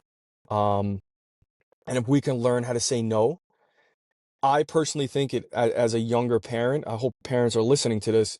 When you say no more often than yes, your brand actually gets more valuable. I'm going through this with a kid in New Jersey, number one ranked player. I hit with him in the state. He's probably going to commit to a big time SEC school. And I'm starting to teach his parents how to say no. And if you can do that, oh man, it's a powerful place, right? So I don't know if that answered the question, Kyle, but there has to be a nice balance. I love the part you say about you almost have a kid be you'd rather have a kid be too competitive, like in lesson settings or even in a team setting. But when you go into like a one-on-one, if you have a kid that's super competitive, like really high character, good leadership skills, that's like frustrated, and he's frustrated because of a lack of performance, and that's related to a skill or maybe just him or her not knowing how to, like you said, reel it in. Like in a one-on-one lesson setting, those are always the most successful Yeah. because you're unlocking the thing that they don't know or understand yet in the movement, and then you're having the conversation about, like, tone it down a little and maybe focus here, and having a little bit more of that, like that mindset discussion. Yeah. The impact that those have are a very, very high success rate. Um, Whereas when you have the kid that's coming in for the lesson, and oftentimes it's the kids that do the most lessons are doing the least competing, and they're Mm-hmm. coming in twice a week, and you're almost like having to push them. And in a one-on-one setting, when they're paying you a lot of money, and you're just sitting there trying to like get the kid to move his ass, then Mm. then the kid kind of gets better, and they can sort of see it, and then he goes out and gets the teeth kicked in on in the field. Yes. Yeah, it's frustrating as a coach, but yeah, that is definitely a coach's dilemma, right, guys? Yeah, absolutely. And I think I just wanted to like call attention to you talking about, winning at those younger ages, because that I connected well with that, because when I was young, we started playing competitive travel baseball. I think the first time I traveled was about 11. We went to Tennessee, and it was exposure to what competition was like that first time. Mm-hmm. But we also, I think we lost in the semifinal round, and it was like First of all, these kids are good. Like that's the first time I know for a fact that I saw competitive breaking ball.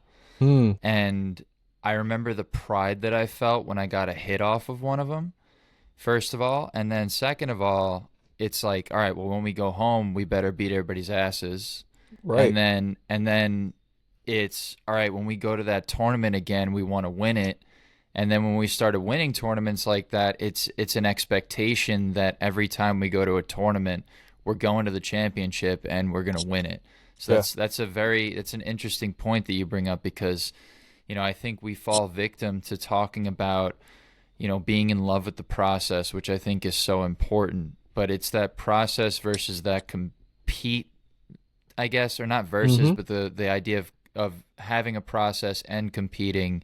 And, we talk about developing, and how we're not chasing a trophy, but then it's just this balancing act between trying to develop these processes before the game and in a practice setting, fostering competition in these players, like kind of nourishing the ability to compete, and then let's win.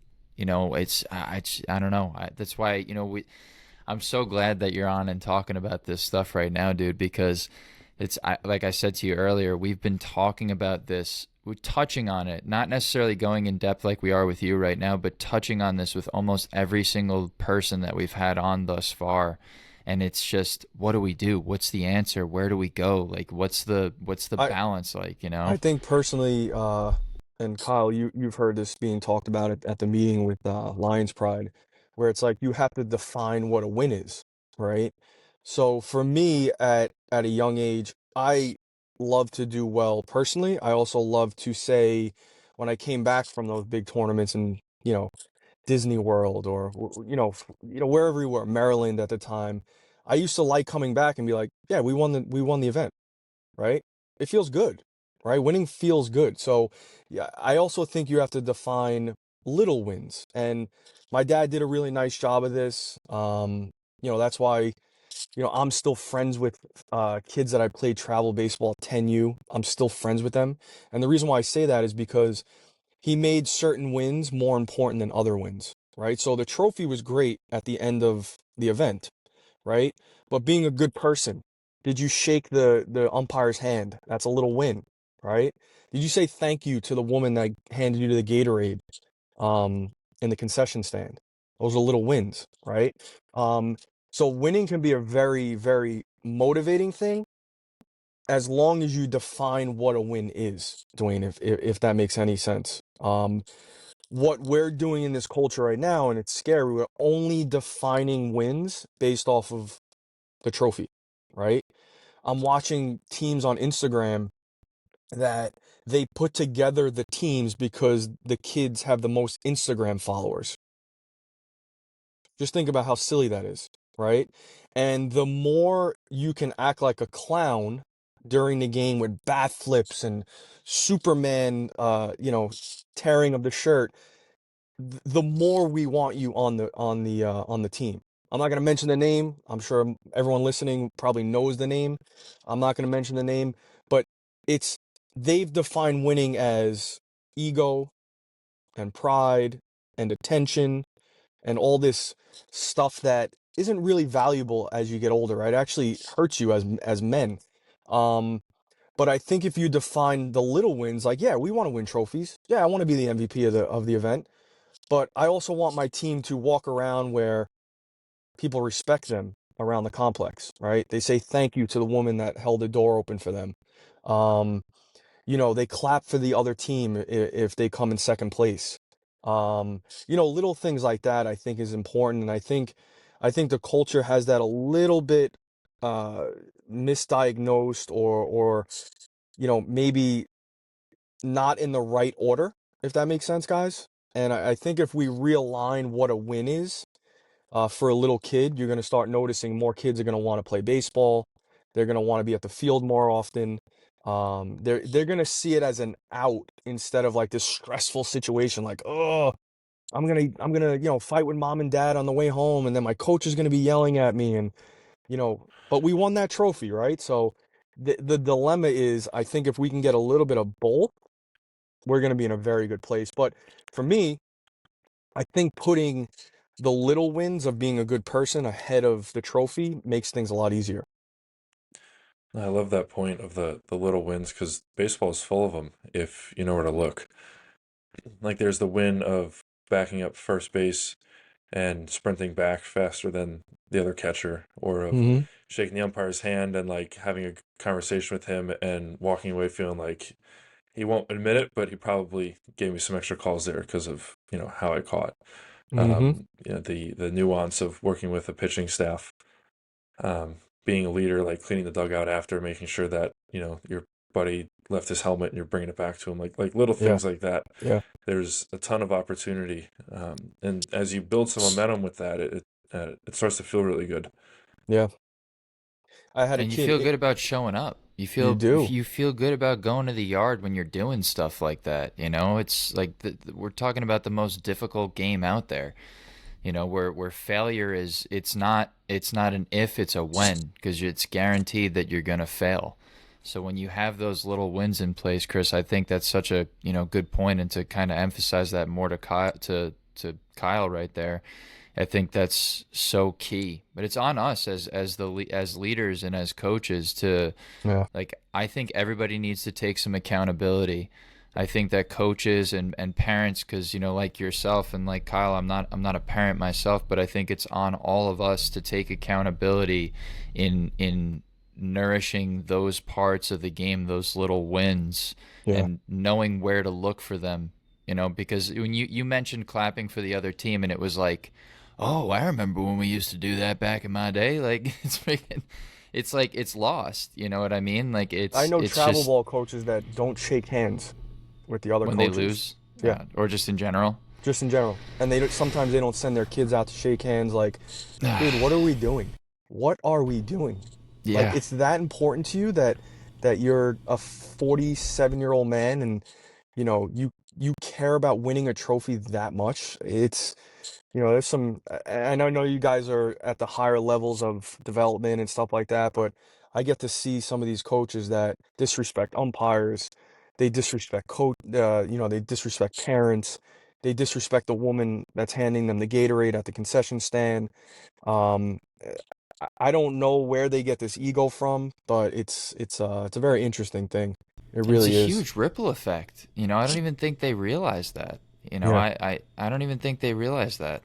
But what I will say is, man, like I get many glimmers of hope, because like you mentioned, like Kyle coaching professionally, myself, I coach at the college level, but I also do train younger athletes. Like I Mm-hmm. do private lessons with kids. I'm doing a lesson on Tuesday with like a 7-year-old, and that kid's freaking the best kid in the world. He's a Yeah. sweet kid, and he's super fun to hit with, and he likes to talk about fishing. But like that's a Yeah, kid, that's and great. yeah, that's it. But he's a kid where it's like, okay, there's kids out there that he doesn't know what the hell he's doing necessarily, but he gets it. There are kids that I meet in a lesson where it's the first time I'm meeting him, and I get, hey coach, really nice to meet you, a great handshake, good eye contact. I'm like, okay. And then I start training his little brother, and it's the same thing, like, hey coach, like good handshake, eye contact Mm-hmm. and stuff. And obviously, like, I've known these kids, and I've known this dad now for 3+ years, and I understand that they were raised the quote unquote correct or a very good way. But I see so much potential, and I see so many of these glimmers of hope in that regard. So I know that, like, people say, "Oh, it's not the same. It's lost." It's not lost. No, it's not. I agree.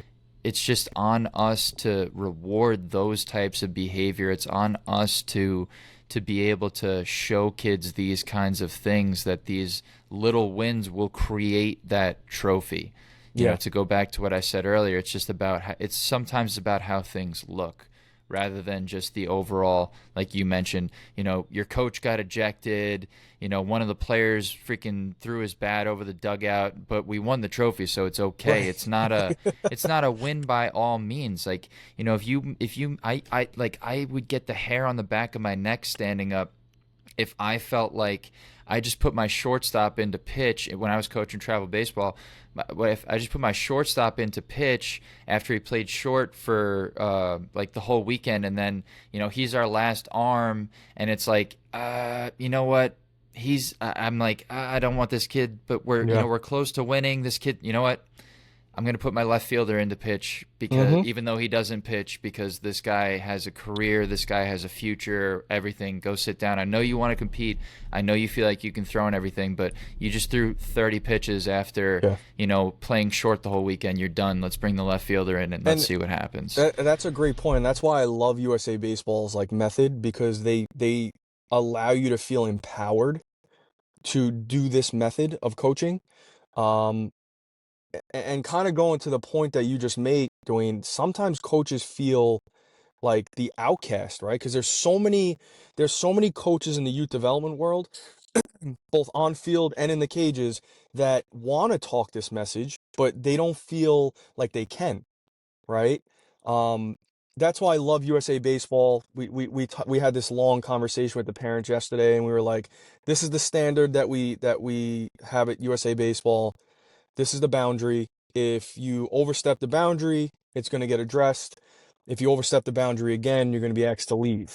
I don't know if that is the case in a lot of places, and I think that's why we're seeing umpires get their heads beaten. I heard of a story in in Queens where the umpire met the dad in the parking lot, and they had a fist fight because he called his kid out at second base on a slide, like little things like that. Um, and I think we as the adults, the leaders, right? I think we need to make the light better than the darkness. So meaning like for people that don't understand that, like the people that are doing it right, we need to glorify them more than the people that are doing it incorrectly. And it's people like us that have that responsibility, Kyle. That's why I always say that we have a responsibility as a leader. Um, but it is over time. It's definitely a layering effect, and I'm glad to be on the same journey as you guys, right? And if you look around our circle, it can be from Tom Downey to other scouts that I know, that college coaches.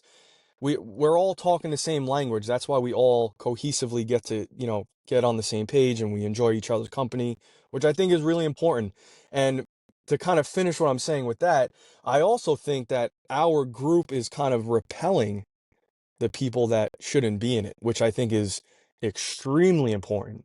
Going back to the circle thing we were talking about earlier, is like we have this circle that wants to do things correctly.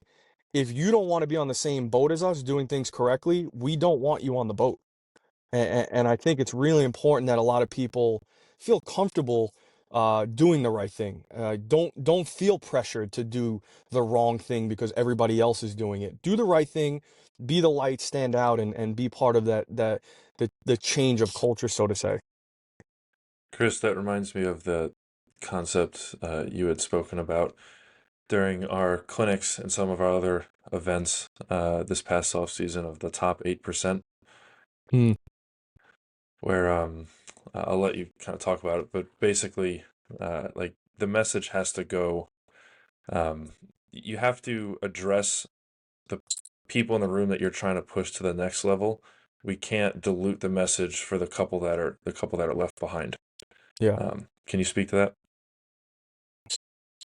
Yeah, so it's a concept that is very uncomfortable to talk about, um, but it is definitely a concept that is uh, extracting the people that you want, and we call it the 8% concept. So it doesn't matter the age, it doesn't matter your skin color, it doesn't matter who you voted for, it doesn't matter you're friends with this person, or right, there is no specific thing, but we're looking for the parents that are inside the 8%, the kids that are in the 8%, and the trainers that are in the 8%. And the reason why we say that is because the people that are doing it at the top part, and I'm not talking about doing it when it comes to like success, I'm talking about the people that want to hear this message. Those are the people that we want on the team, right? You guys may not have realized this, but you guys were part of that 8%, right? Kyle, you were in it. Dwayne, you were in it. You came back as coaches. You're now at the top tier of, if not the top, you're number 1 and 2 when it comes to the training concept with CatcherMTRX. So you get it better than anyone. So you're a product of that 8%, right? And I think if we can do that over a long period of time and we keep collecting the good people, right? And keep collecting, you get some from here, you get some from there. If we could diagnose the difference between what's the 8% and what's not, that's how you create a really powerful culture heading in the right direction.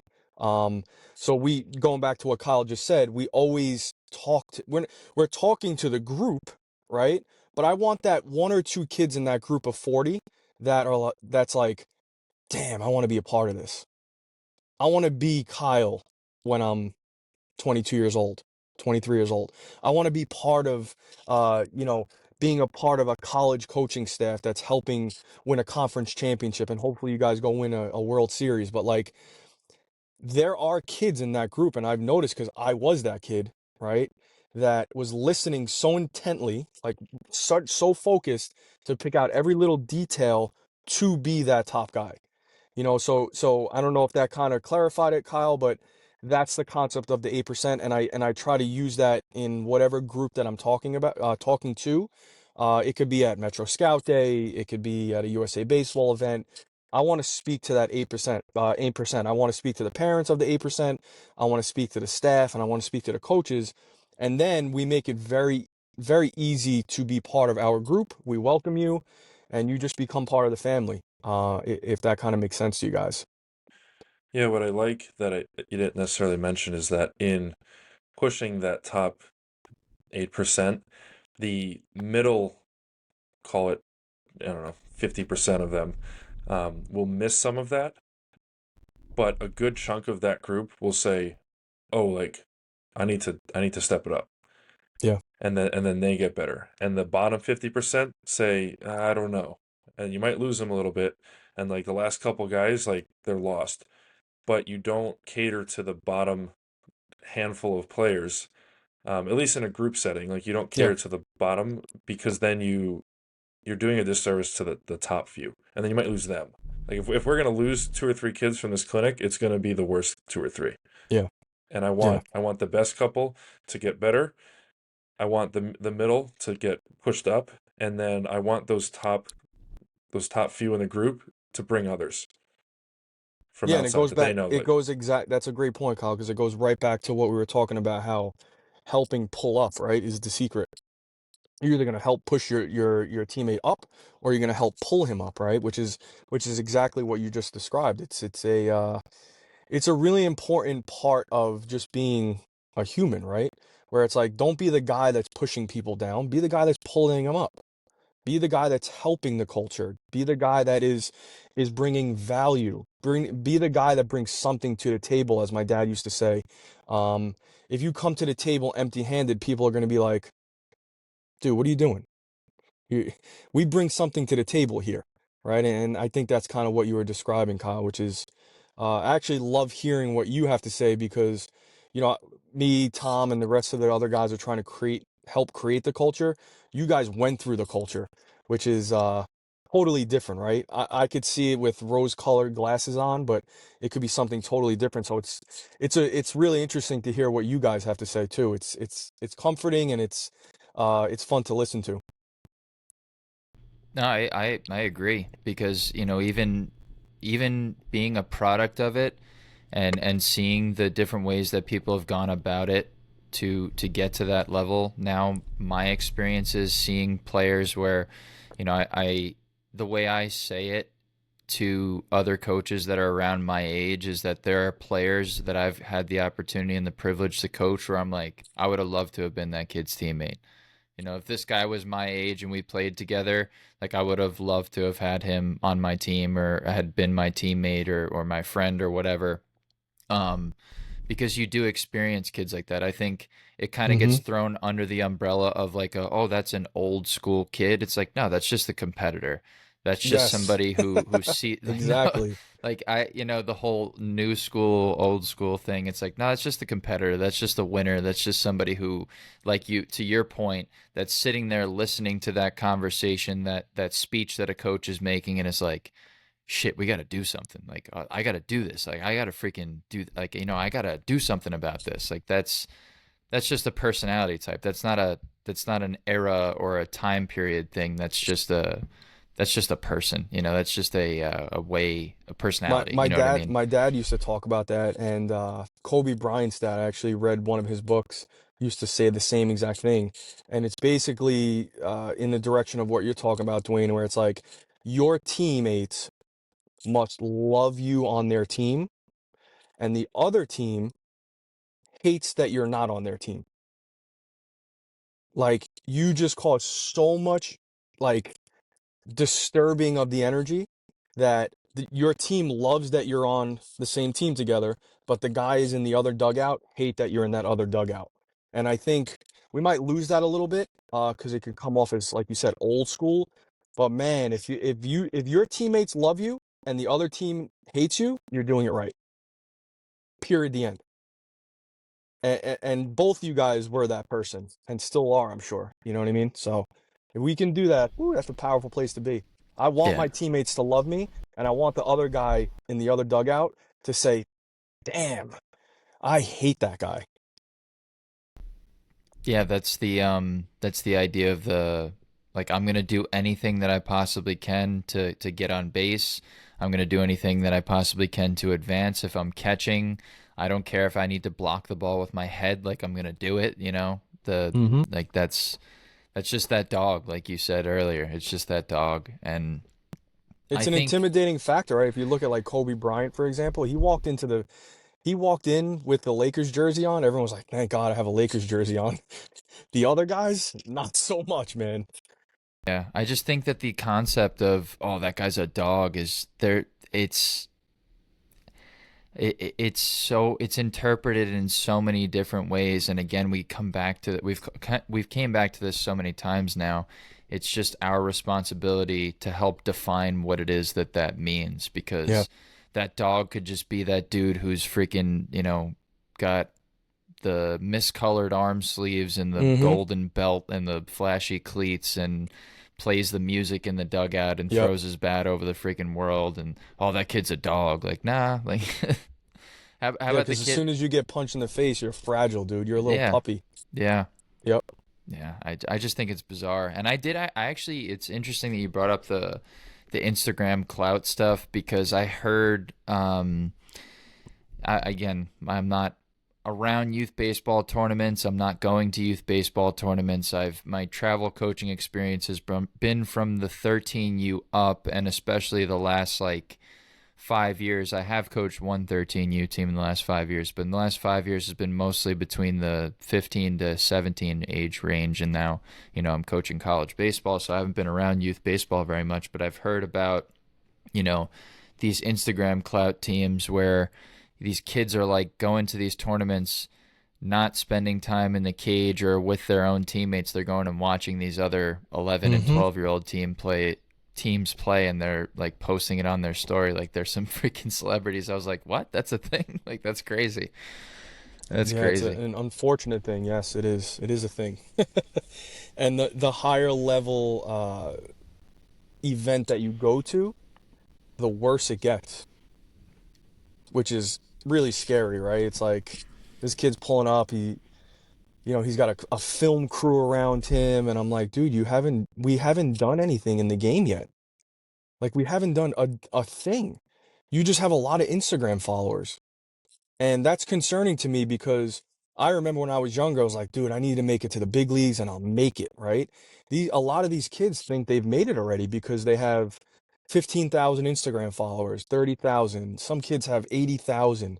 Um, and it's scary because I have a very specific kid or kids that I work with that have a lot of Instagram followers. And on his messages, like on the the comments, it's like, oh, you must be going to the big leagues. How many offers do you have? And I train this kid, I mentor this kid, right? I'm on the phone. I was on the phone with this kid twice, 3 times a week. He didn't have one offer. He had zero interest from college coaches. But Instagram made him feel like he was the man. You guys understand? And it kind of confuses kids. And he had come to me a few times. He's like, Coach, like I feel like the man on social media, but in the real world, nothing. I'm not getting a sniff. Right. So I think we're doing a disservice, but unfortunately this is social media. We're doing a disservice to that type of kid. Like, yeah, he's a good player, but the little 10-year-old kid that sees him at Diamond Nation that thinks he's going in the first round, it's not real, right? He Dude, doesn't I'm have so the glad you're offers. bringing that up because I'm sure there's so many kids out there that are just, we'll say, the average social media experience for this kid. They're not having all these followers and these film crews and stuff, and their perception is probably, I don't have those things. This kid is going to be a freaking big leaguer, and I don't even know what I'm going to do. Because where my brain is kind of going right now, and what I kind of want to shed some light on is, we keep talking about parents and these kids and recruitment and stuff, is there's a lot of pressure for parents and for kids, and they don't even know what the hell Yeah, to do. They feel like they need to be doing something. Like, yeah, what is it that they can be doing to get some positive development, to get some good development, and then when they get to the college recruitment age, what is it that they can be doing? What are the positive things that they can be doing to get noticed and realized? And in this social media era, like to your point, you know, the perception that some high school kids could have is like, wow, if I don't have this Instagram cloud, I'm not going anywhere. yeah. Meanwhile, I think, obviously Kyle and I are younger than you, but we've been around this game long enough. Like, there's been college recruitment before fucking social media. You know what I mean? Yes, Like, yeah. it's, and I I've seen still, kids that I've seen kids that have no social media that commit to Kentucky. I've seen kids like the example I just gave you guys who have, I think this one kid has 39,000 followers, and it looks like he's going to commit to an ACC school, right? Or he's getting drafted out of high school. Zero offers, right? So to that point, I'm not going to be an old school coach and say, you don't need social media, right? There's a lot of those guys out there. You need social media, right? I think you need to put it in its place. And I think as a parent, you need to manage the expectations of it. Um, I don't think it needs to be an addiction, which I think a lot of kids have right now. It's like, they look at the kid that's a sophomore in high school, and because he had a really good event at the PG World Series, he gains 3,000 followers, or an influencer posted them and you get 1,500 followers. And if you do that a few times, you have 10,000 followers and now you're a celebrity. It's not the case, right? It's not the case. You just might have, got on the algorithm and kind of like rode, you're on that wave riding that thing out, and you just happen to benefit from it from a social media standpoint. That doesn't mean that you're a dude. It doesn't mean that you're one of the guys. Um, and it must be tricky as a parent. And I'm sure you guys are thinking the same thing. Like, how do you navigate that as a parent? Like, he sees this kid that just got the invite to USA Baseball, uh, area codes. I mean, the list goes on and on. PBR. How do you not fall into that trap? It has to be hard. It has to be hard. So I'm not going to sit here as a getting into being an older coach and say you don't need social media. I just think you need to put it in its place, um, and enjoy it, right? Don't be an addict to it. There's too many people that are addicted to it, specifically kids that don't have the EQ yet, right? The emotional intelligence to actually understand what's right and wrong. Um, but if we can do that as adults, we can coach them through that. I think that might help solve the problem, Dwayne. Chris, something I want to transition to. So we're obviously talking about leadership and coaching. Um, we, in our position, we're coaches of players. So there's an authoritarian Hmm. dynamic. And same thing with parents to children. And we consider it our obligation to help kids develop leadership qualities amongst their peers. Mm-hmm. But something that Dwayne and I are transitioning to now, and it, I think is in some ways a more pure form of leadership, is leading other coaches, Mm-hmm. or just other peers. And what's different about that group is that they are fully functioning adults, and they are not necessarily obligated to listen, and they're more of a equivalent level. Um, can you just speak to your experience with that as you've gone through this of starting to have other coaches work under you or to collaborate with others? Um, because there's just a different dynamic and a different next step to leadership. Well, I think as you guys get more successful in what you're doing, right? It could be winning, it could be the advancement of a job title, whatever it may be. That automatically brings respect, right? If let's use Ed Blankmeyer for example, uh, Hall of Fame coach from St. John's. Like if you say his name anywhere in the baseball community, for the most part, people respect it. May not even know him, right? So you have the respect portion of it. You also have the trust portion of it, if that makes sense, right? Um, you may have Kyle, for example. I know you have some followers on Instagram. You may have the eyes of people, right? That doesn't mean you have the trust of them, right? So you can post Instagram posts and you can do a phenomenal job. They respect you for what you do. That doesn't mean that comes along with trust, right? So it's the combination of the two that allow you to create growth in careers. Um, it allows you to create growth in your influence, which is really what coaching is, right? How influential can you be in another person's life? So it's those two combined that I think is the secret, Kyle, right?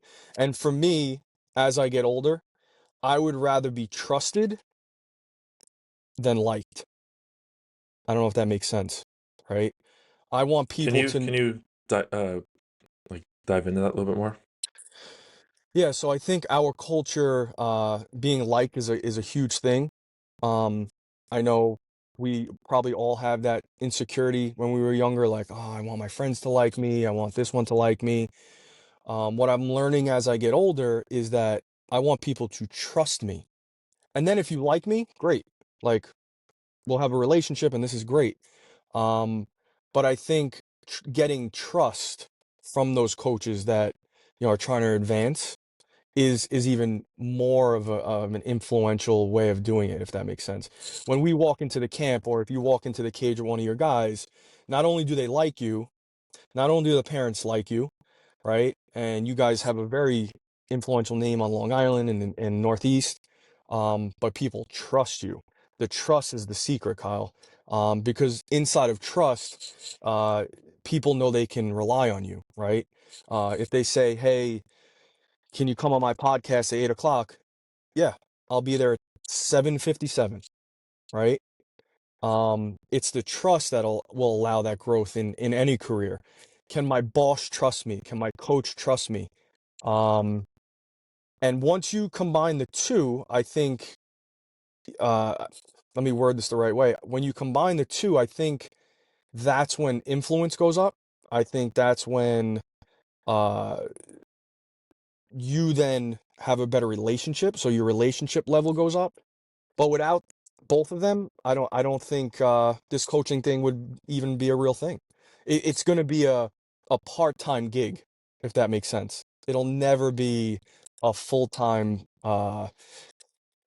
ministry, I guess you can call it, or the purpose on why you're living. And I think that's where the disconnect comes nowadays, Kyle. It's like coaches think that if they just post some really cool video on Instagram and they get one guy committed to play at the next level, they made it. It's way bigger than that. I think it's kind of similar to what we were describing in regards to the players when we talking about the dynamic with coaching and growing yourself as a coach and an influencer and a leader. I think it's very similar to what we were just describing with the player, because it's easy. I've even said to myself, it's like there are some dudes that are all social media, just to use an example we were just using with the players. And there are some Yeah. coaches that are not on it. There are some people that don't use any media platforms and stuff. But I think what it comes down to is the respect and trust, like you described, because when I think about where, just in general, we've talked about, Kyle and I have talked about this, and I've noticed this when I talk about our like our podcast here. I talk about different episodes. There's some people that we have on where there's like people that are like, holy shit, like you're having this person on, and they want to listen to it so quickly Yeah. because of the kind of person that dude is. They're seeking Yeah. information out from this person because of who they are, because of that respect and because of that trust. Yeah. And it's something that I admire about everybody that we've had on thus far, and I'm so grateful for, because you it like you could just talk to anybody about these people and you'll hear things that you've experienced yourself in regards to that person, and that so many other people, like, so I guess a word I could use is that they're just very influential people in a Yeah. in a positive way. Yeah. I always I always look at how like I can impact people, right? I know that word influencer on Instagram gets thrown around, and uh I actually think there's a lot of influencers on social media that are actually doing our culture a disservice. They're not bringing positivity, right? So you're influencing it in a negative way. Um, but when you make impact, right? When you impact a life, it's totally different.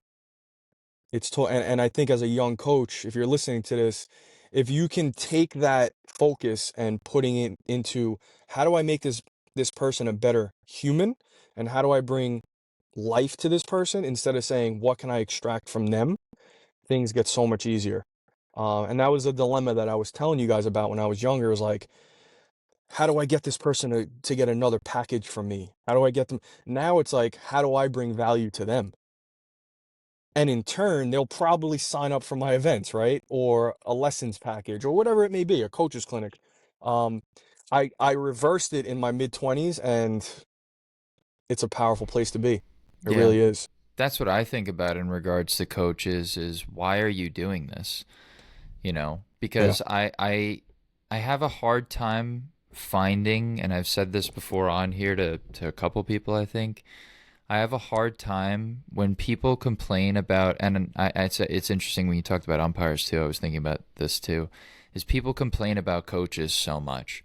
This coach doesn't do this coach doesn't do that, and for a couple reasons, I'm not really here for the slander. I'll listen, but I'm Mm-hmm. not really here for the slander, because it's difficult. It's a difficult job to do in general. Like, I know we're working in baseball and I say, oh, it's difficult, but I love going to practice. I love doing lessons, Mm-hmm. but it's just the other things. There are other things involved with the job, aside from the fact that, you're not, in most cases, if you're a trainer, if you're a high school coach, college coach, like, a lot of it is not salary. A lot of it is not benefits. A lot of it is per diem. Like, that's just how it is. A lot of it is Mm-hmm. 1099. That's just how this shit is. Like, and that's Mm-hmm. fine, and we Mm-hmm. accept that.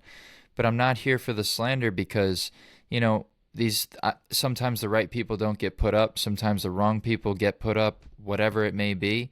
And the same thing I could say for umpires. Like, there are just people who probably could do this job well, but they seek employment elsewhere because their passion leads elsewhere, or because, they want to have a family and they don't want Yeah. to work per diem and stuff like that. So you Yeah. lose people that maybe could be good coaches. But anyways, the point I'm No, making is, that's a great yeah, point, Dwayne, but go ahead.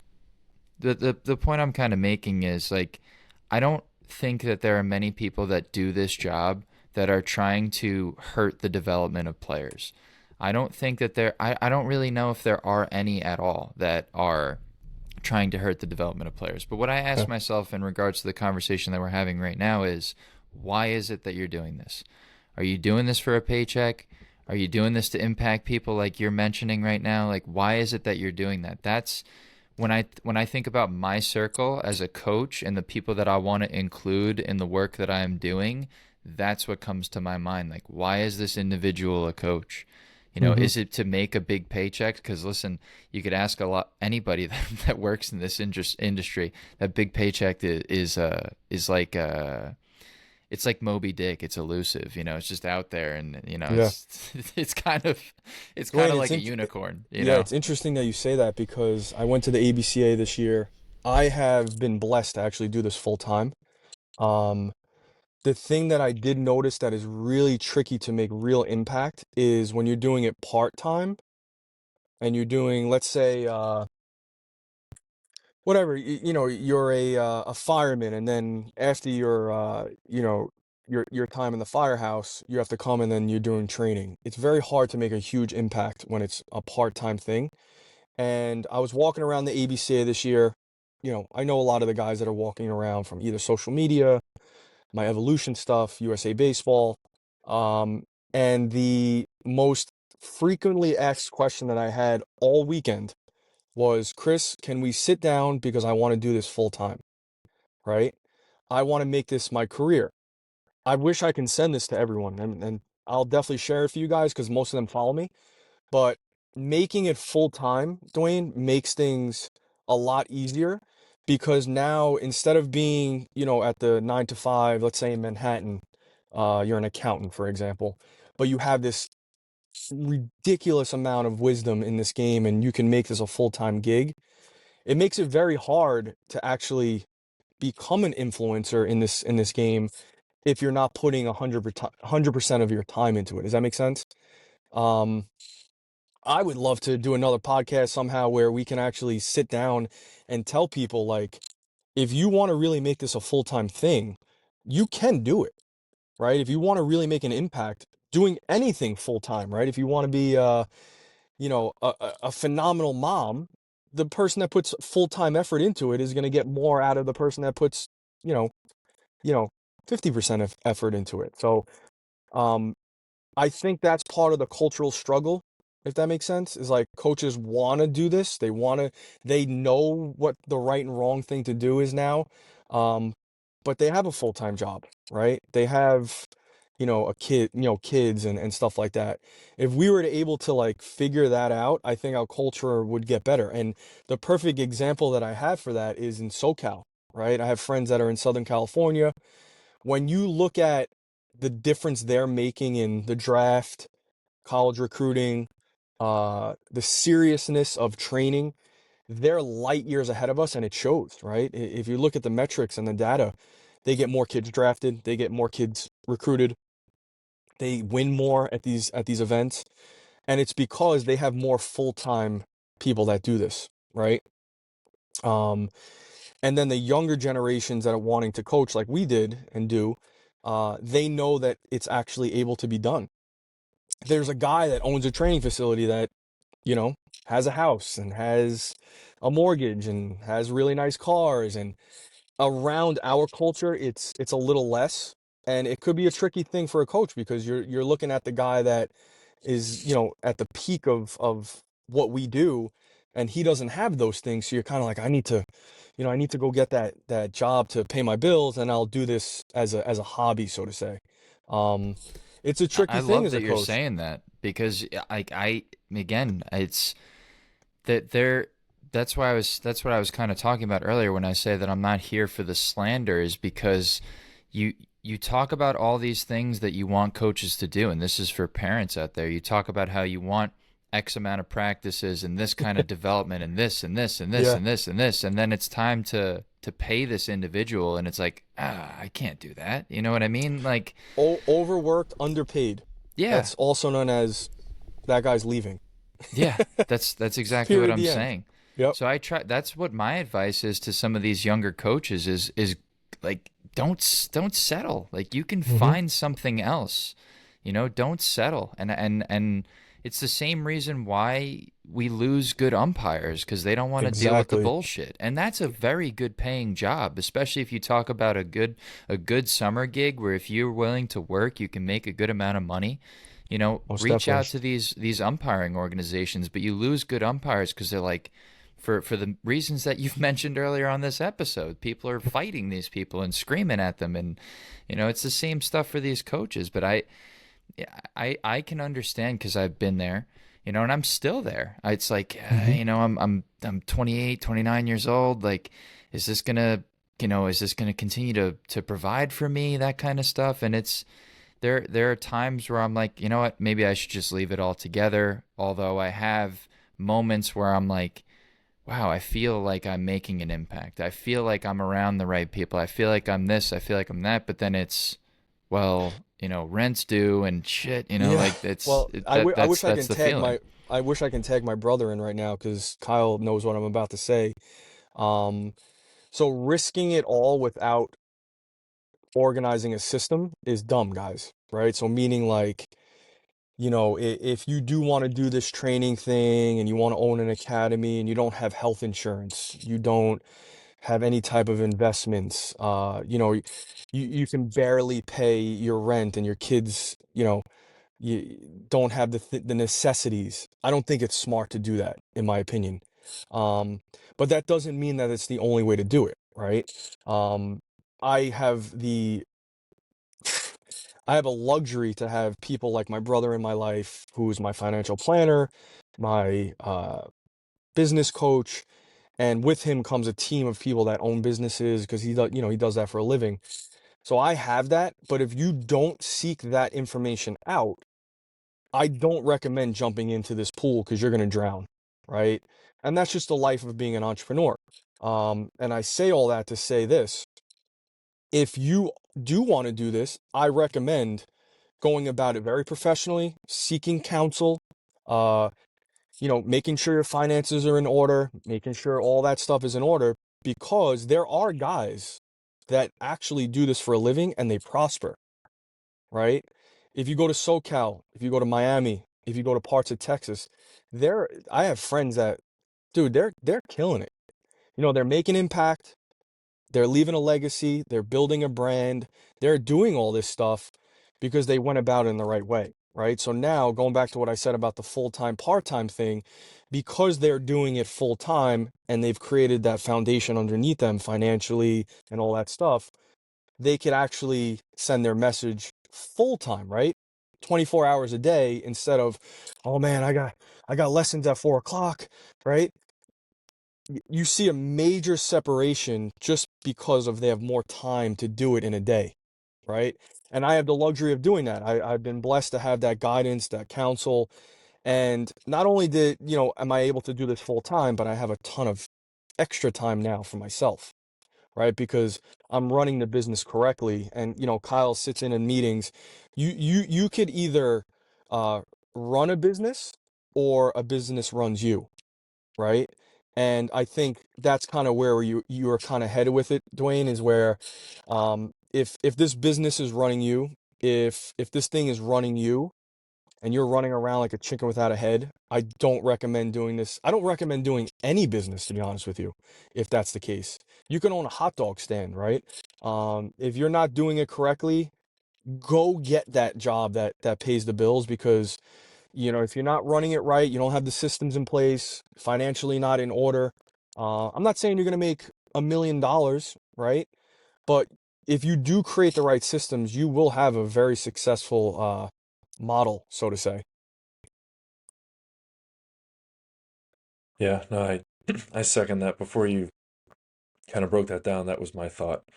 It's the people want to jump into it full time, but they take the approach of, okay, like I could do some lessons here or there and I'll help with these clinics, and they just sort of like focus on the immediate, I can do this, I can do this, I can do this, and then they find themselves making 30, maybe $40 an hour for 30 hours a week, and then they Mm-hmm. can't afford to live in Yeah. most regions of the world, or of the country. So um, yeah, it can't be a I want to coach baseball because I like it better than the real stuff, the desk work, the planning, the like you said, the professionalism. Like you Mm-hmm. need to be really strong at that in order to be able to do the baseball stuff full time. Yeah. And I honestly, Kyle, I think that's the responsibility that we have, the stewardship. You guys have heard me talk to the kids about this, where it's like if you want to do this and you want to be a gatekeeper, right? I don't know if you guys know what that means, but like the person that makes the decisions, right? The guy that is the creative resource, so on and so forth. You have to make sure that you're stewarding people, right? And think about it like this: if you can't steward people and you can't steward the vision of a company, nobody's going to want your product, right? So you have to be really good at one, having a good product, having a good system, making sure that it's done the right way. But at the end of the day, you also have to have organization that people can trust. There's that trust word again, right? If they don't trust it, why would you want them to, train with you or buy your product or buy your hoodie or whatever the case may be? I think it's important that people can trust what you're doing, and the more people you get to trust your product, right, the quicker you can get to full time in this gig. That's well said. On the topic, Chris, what are some things that you have in the works? Some things that you've been doing recently with the business, some things that are maybe up and coming? Um, so the most recent thing that we've been doing is the U Factor Media. Um, I had this vision like 2 or 3 years ago where we would create a media company that gives free media coverage to youth baseball players, eventually getting into other sports. Um, we do like different like photo shoots and media days. Um, so that's kind of at the forefront right now. We very similar to like Access Baseball. We actually collaborated with Vin and Access Baseball to do some coverage in New York City and to New Jersey. So I really want to grow that right now. I have phenomenal people involved with everything else we're doing, from the evolution stuff that we do with Coach Ferber to Tom Downey with CatcherMTRX, um, USA Baseball, Angel Lugo, Metro Scout Day with Danny Corona and Melvin and CJ and Steve Martinez and Mike Toro from Monroe. But I really think our culture in New York City, like left, needs that media coverage. Um, as simple as Kyle had a really great game. He's a catcher at X high school, and if nobody knows about him, how does he get recruited, right? Maybe he can't afford to be at the PG events or the PBR events that, are $400 or $500 a day. Um, so I'm trying to create that resource for people, Kyle, to your question, that they can rely on me, my staff, to do a stupid little thing as posting, right? That this kid hit a double in the gap at some main event. And I'm hoping that my followers of scouts and college coaches and, high school coaches, prep school coaches see this kid, and who knows, maybe it helps their draft status or gets them a scholarship. So that's kind of in the works, if that makes sense, Kyle. And, I try to keep it light with the kids. We do fun photo shoots, and if you guys follow us on Instagram, like, like little interviews after the game. So that's kind of where my most of my attention is right now, and it's been a lot of fun. That's exciting. I missed it because I was already in spring training, but when you came down to I was already in Florida. When you came down to Metrics and you did the photo shoot with the guys, and I got to see it all over Instagram. It was cool. You had some Kids good love it, man. Kids love it. My photographers are really good. We keep it light. And I consider media an art. I really do. And, we have a really good team around us. Todd Bavona, who used to work for MLB Network. He's the guy that runs the podcast, like I was telling you. Um, we have, interestingly enough, we have a kid that plays at the College of Staten Island, Gerard Santos. He's a pitcher on their pitching staff. He does my videos. I know him since he's a little kid. Um, so the list goes on and on. We're really trying to create something that's just light, fun, and just kids enjoying, their media coverage. So we're on our way. Going on a year and a half now, and it's been a ton of fun. It's actually helped me be in the community more, because I'll go to like 2 or 3 games a week, kind of like what Access and Vin does over in Long Island. So I've seen coaches that coached me in Little League. I haven't seen them in 30 years. Uh, I see high school coaches I haven't seen in 15 years. I've seen friends from, my dad's friends, my mom's friends, kids I grew up with, in Staten Island. So it's been a lot of fun. It's been very cohesive.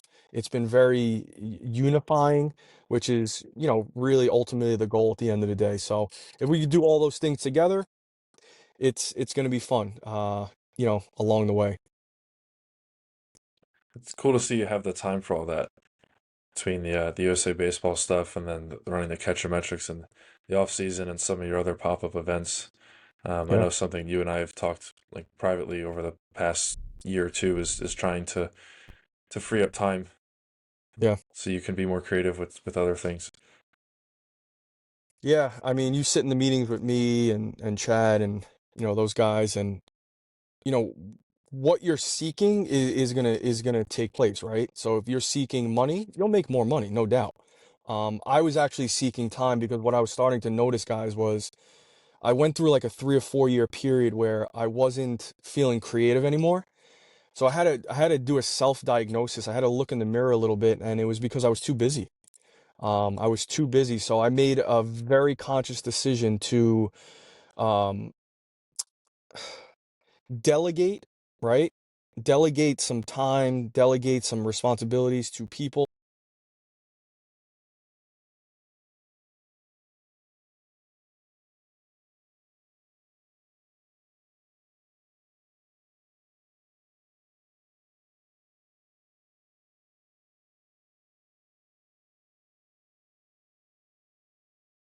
Time to myself. I like having time with my girlfriend.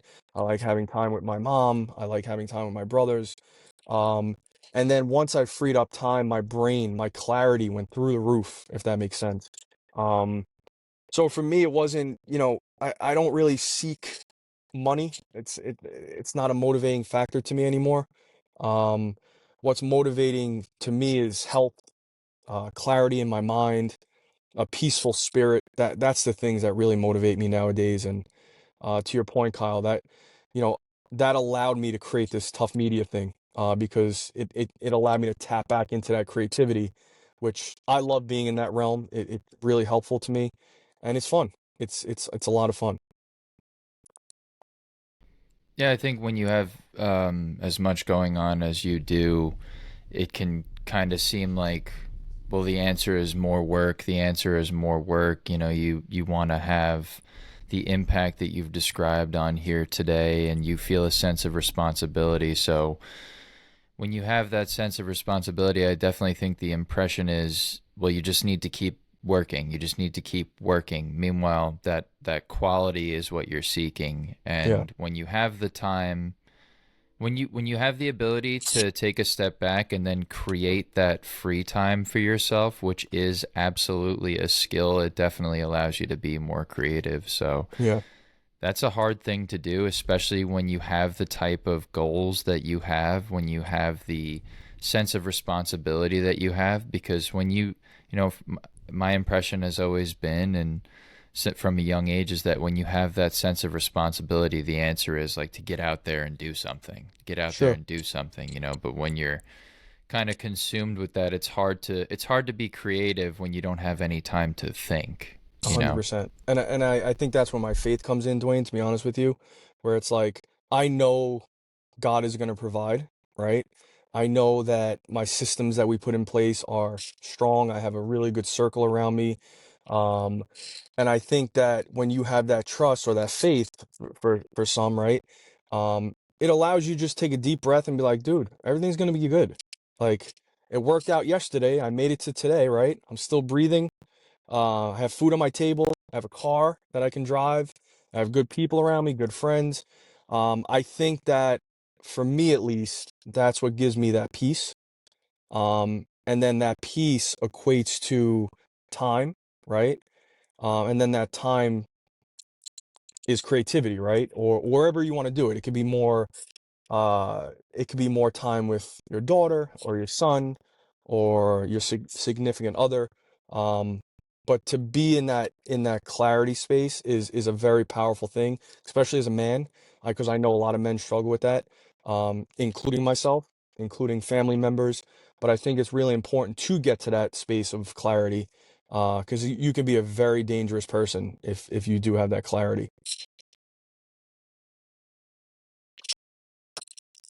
Chris, that's well said.